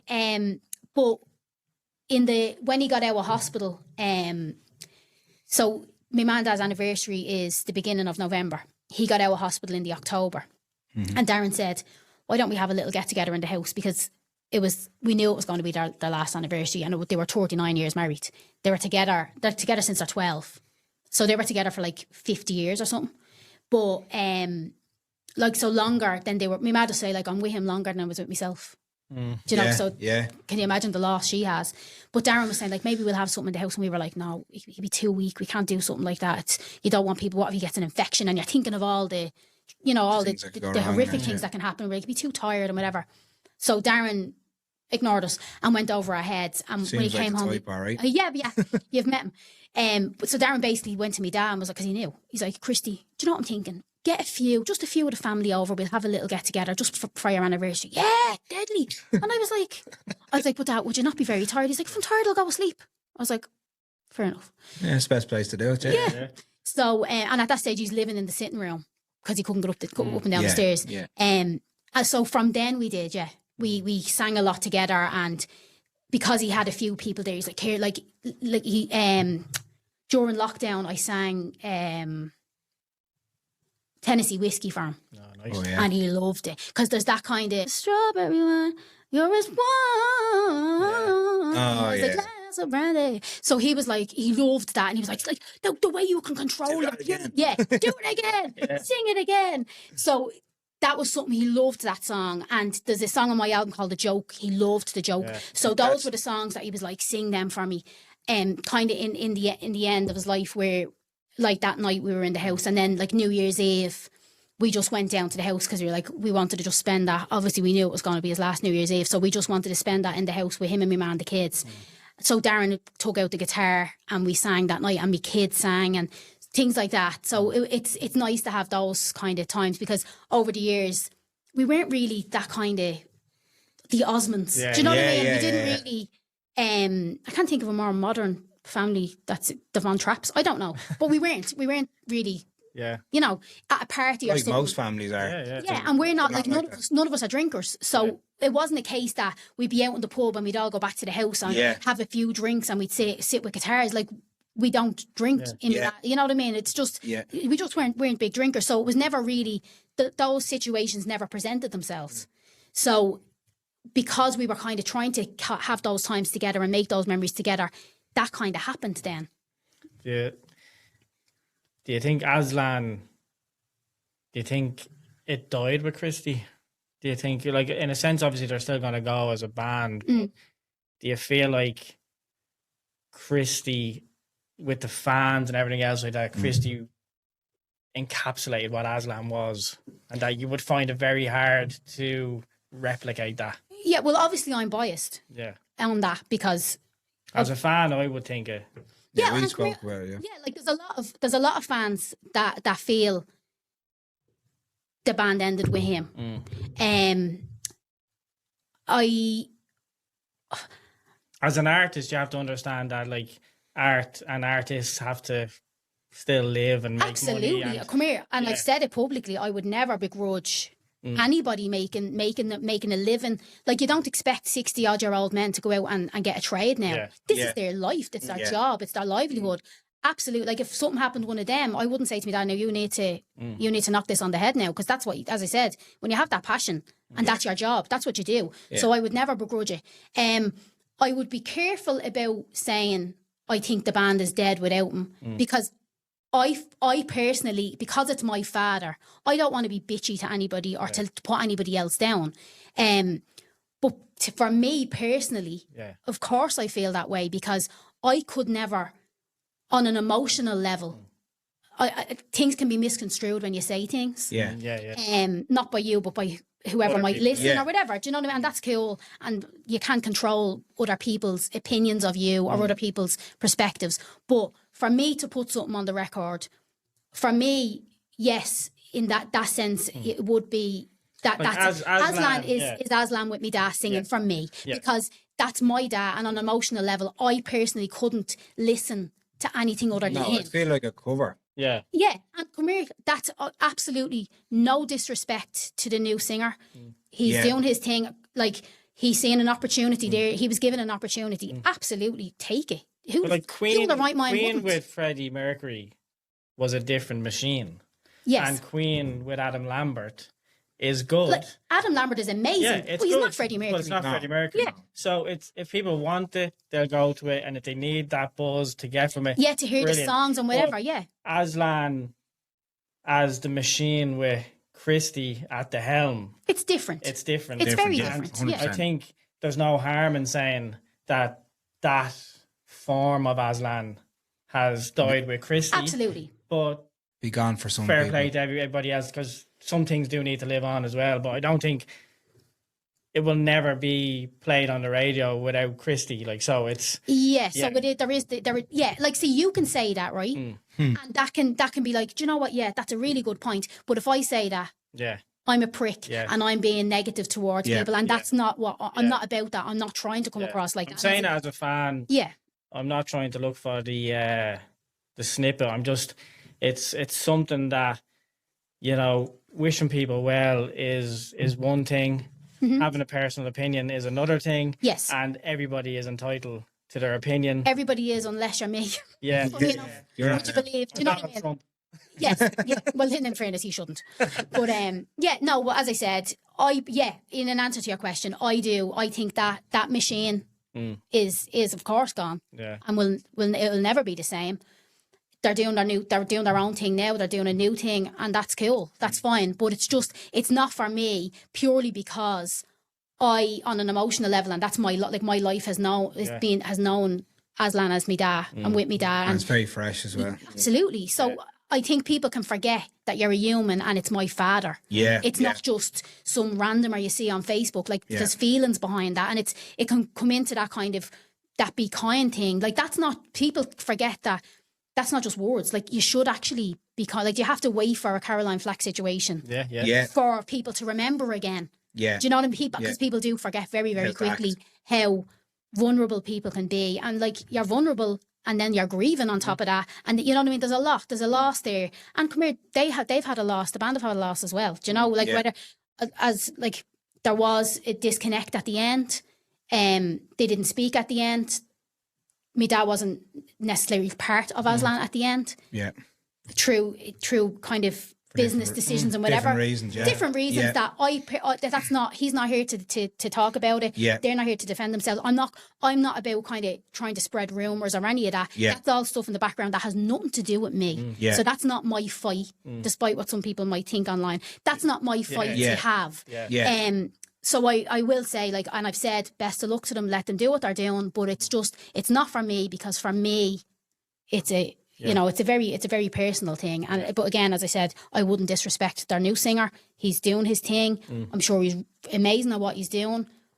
And some fans will still go to the gigs and say, "Yep, it's not the same. It's a totally new thing. It's still brilliant," because they love the songs, and that's cool. I would never try to talk anybody out of going and supporting them. Yeah. You know, I'm not going to. Yeah, no, it's not. And they have to, and that's the be all and end all of it. Yeah. But for Talking about new material then. for your own stuff, I think I've seen you put up on Instagram festivals on the way this summer. Yeah. New material. New material as well. Yeah. Yeah, so I'm writing I kind of just started getting into writing more in the last kind of, since I've allowed myself to kind of sit with it, and it's kind of getting, it's the way I look at it, therapy is like €75 for 45 minutes, or I can write a song. So I'm finding it's working out. You would think cheaper, but then you have to record the songs and that costs money. But I'm saving the money on therapy and then putting it into a studio. So I think that's working out in my favour. Yeah. No, I'm finding it very therapeutic, to be honest with you. And I think that I'm gonna actually put out an EP before the summer. And I think that anybody listening to the album and listen to this, you will see a difference. Like it's much more personal because with the album I worked with I was working with a co-writer, I was working with a producer, songwriter. Whereas with this, it's totally me. It's my lyrics. I'm dictating the music. I'm sitting down with a friend of mine who's a songwriter. He's a singer-songwriter. He's amazing, Colin Gavin. And he does his own thing, which is totally different to me. So he's coming in and saying, right, what's your sound? What do you want? So I'll say to him, I want this song to be not poppy. I wouldn't call myself poppy, but say that you go for that vibe for a specific song, or like I have a Christmas song written that I actually was going to bring out at Christmas, but there wasn't enough kind of time to run in, so I said I'm going to hold it. Christmas song. Yeah. No, and even at that, it's not a Jingle Bells happy Christmas song. It's about grief. Yeah. Because I felt that I couldn't find a song that represented anybody who's going through grief or who's going through what I was going through at Christmas. And it kind of talks about, like, it kind of sounds very depressing. So everyone's like, oh, Jays, I'm not going to listen to that. Everyone loves a depressing song. Christmas can be, you know. That's the thing. Sometimes Christmas is shit for people. Yeah. So I wanted to kind of write a song that helped somebody who feels like I feel, whether that's a death or a breakup or a friendship that has fallen apart, whatever the case may be. Yeah. It's basically in the song I'm talking about, there's an empty seat at the Christmas table. And I'm like, I kind of bring a few of the cheesy Christmas elements into it without making it cheesy kind of thing. So when you hear it, you'll understand what I mean by that. But I just wanted to have a song that represents that feeling. And that's when you say to me, what legacy would I like to leave behind, or what do I want to people to get from my music? I want people to listen to a song and say, if I wrote a song, that's what I would write. That's what, you know, the way some people will listen to Adele and say, like, my breakup, that's what, you know, because she's singing about that. She has our kind of 12 breakup albums, and that's what appeals to people. With this, I'm not saying I want everybody to listen to me album and be like, my dad died, and you know, I don't mean that I just want to appeal to everybody whose dad died. I want to have a little bit more reach than that. It's your own blueprint. And I'm not, and not the whole album's not about that. There's also songs about kind of, like I have another song that's a little bit in a situation where there might be a breakup. Because some of the songs that I write are true experiences and they're very factual. Whereas other songs, I'll look at a situation, like a friend of mine is going through a situation where she has a situationship as opposed to a relationship. So I kind of write about, put myself in that situation where it's kind of, do you know what, I can see here you're using me. Like, it's a kind of off your fuck song. With a little bit of attitude. And those are the songs that I think, like, even in the early stages when I only have the bones, and I'm like, you know, that's going to be fucking savage live because I can have attitude and I can be off your fuck on stage. You know what I mean? You can kind of have a lot, like, drums behind it. And so attitude. When I'm writing, these are the things I'm thinking of, like, God, the production of this could be this way. And then some songs, the production are very simple and very subtle and it's just piano or guitar or whatever. So I'm finding that really exciting to have that creative input where I don't have to answer to anybody else. It's just I'm deciding the direction of these songs. And it's a very empowering feeling. And is that nearly done? Yep. I have, I basically have the EP done. I have a 4-track EP ready to go, basically. Lovely. So I reckon in the next 4 or 5 weeks, I'll probably look at kind of throwing them out, because I kind of didn't want to go back for another album, because with an album, especially when it's these songs mean so much to me and the lyrics mean so much to me, an album, nobody's going to, like, very rarely people sit and listen to every track. Divulge a whole album. A lot of it can get lost. And because these songs mean so much to me, and they like, each song is meaning a different thing. So 4 solids. Yeah. There's no stocking fillers. No.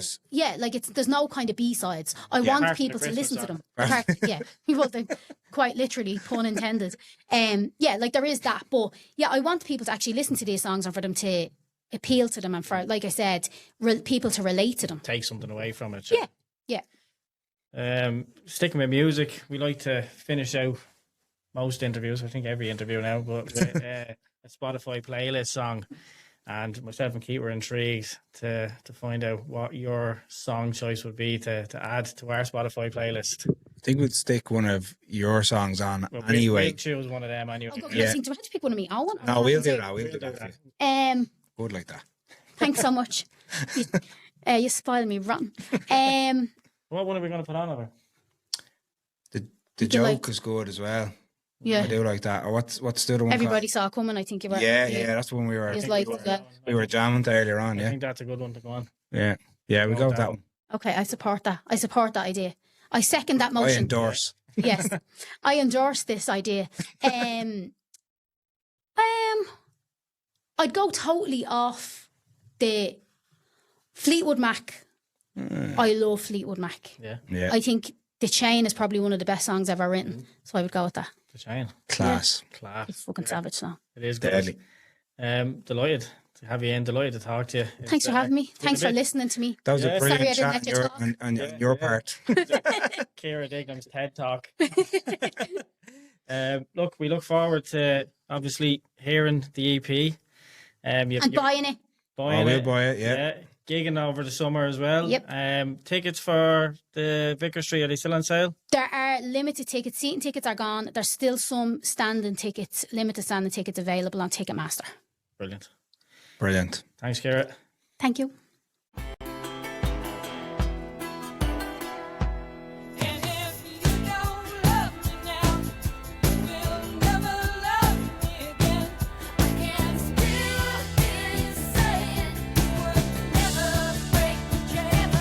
If you don't love me now, you will never love me again. I can still hear you saying you would never break the chain. Season 6, Episode 2 in the bag. Big shout out to our sponsors, Robus Lighting, the world's leading LED lighting company. And this episode has also been in association with Snickers Workwear Ireland. Yeah, thanks a million to you two for their continued support on this podcast. I'd like to thank our guests this evening. So, Theo for joining us from the UK, really enjoyed it, and Kiera as well, Kiera Dignam. Thanks for joining us on the episode. Yeah, a lot of great insights. And I guess if you enjoyed it, make sure you head over to wherever you get your podcast. Give us a follow to be notified when the next one drops. Take it easy. Talk to you next week.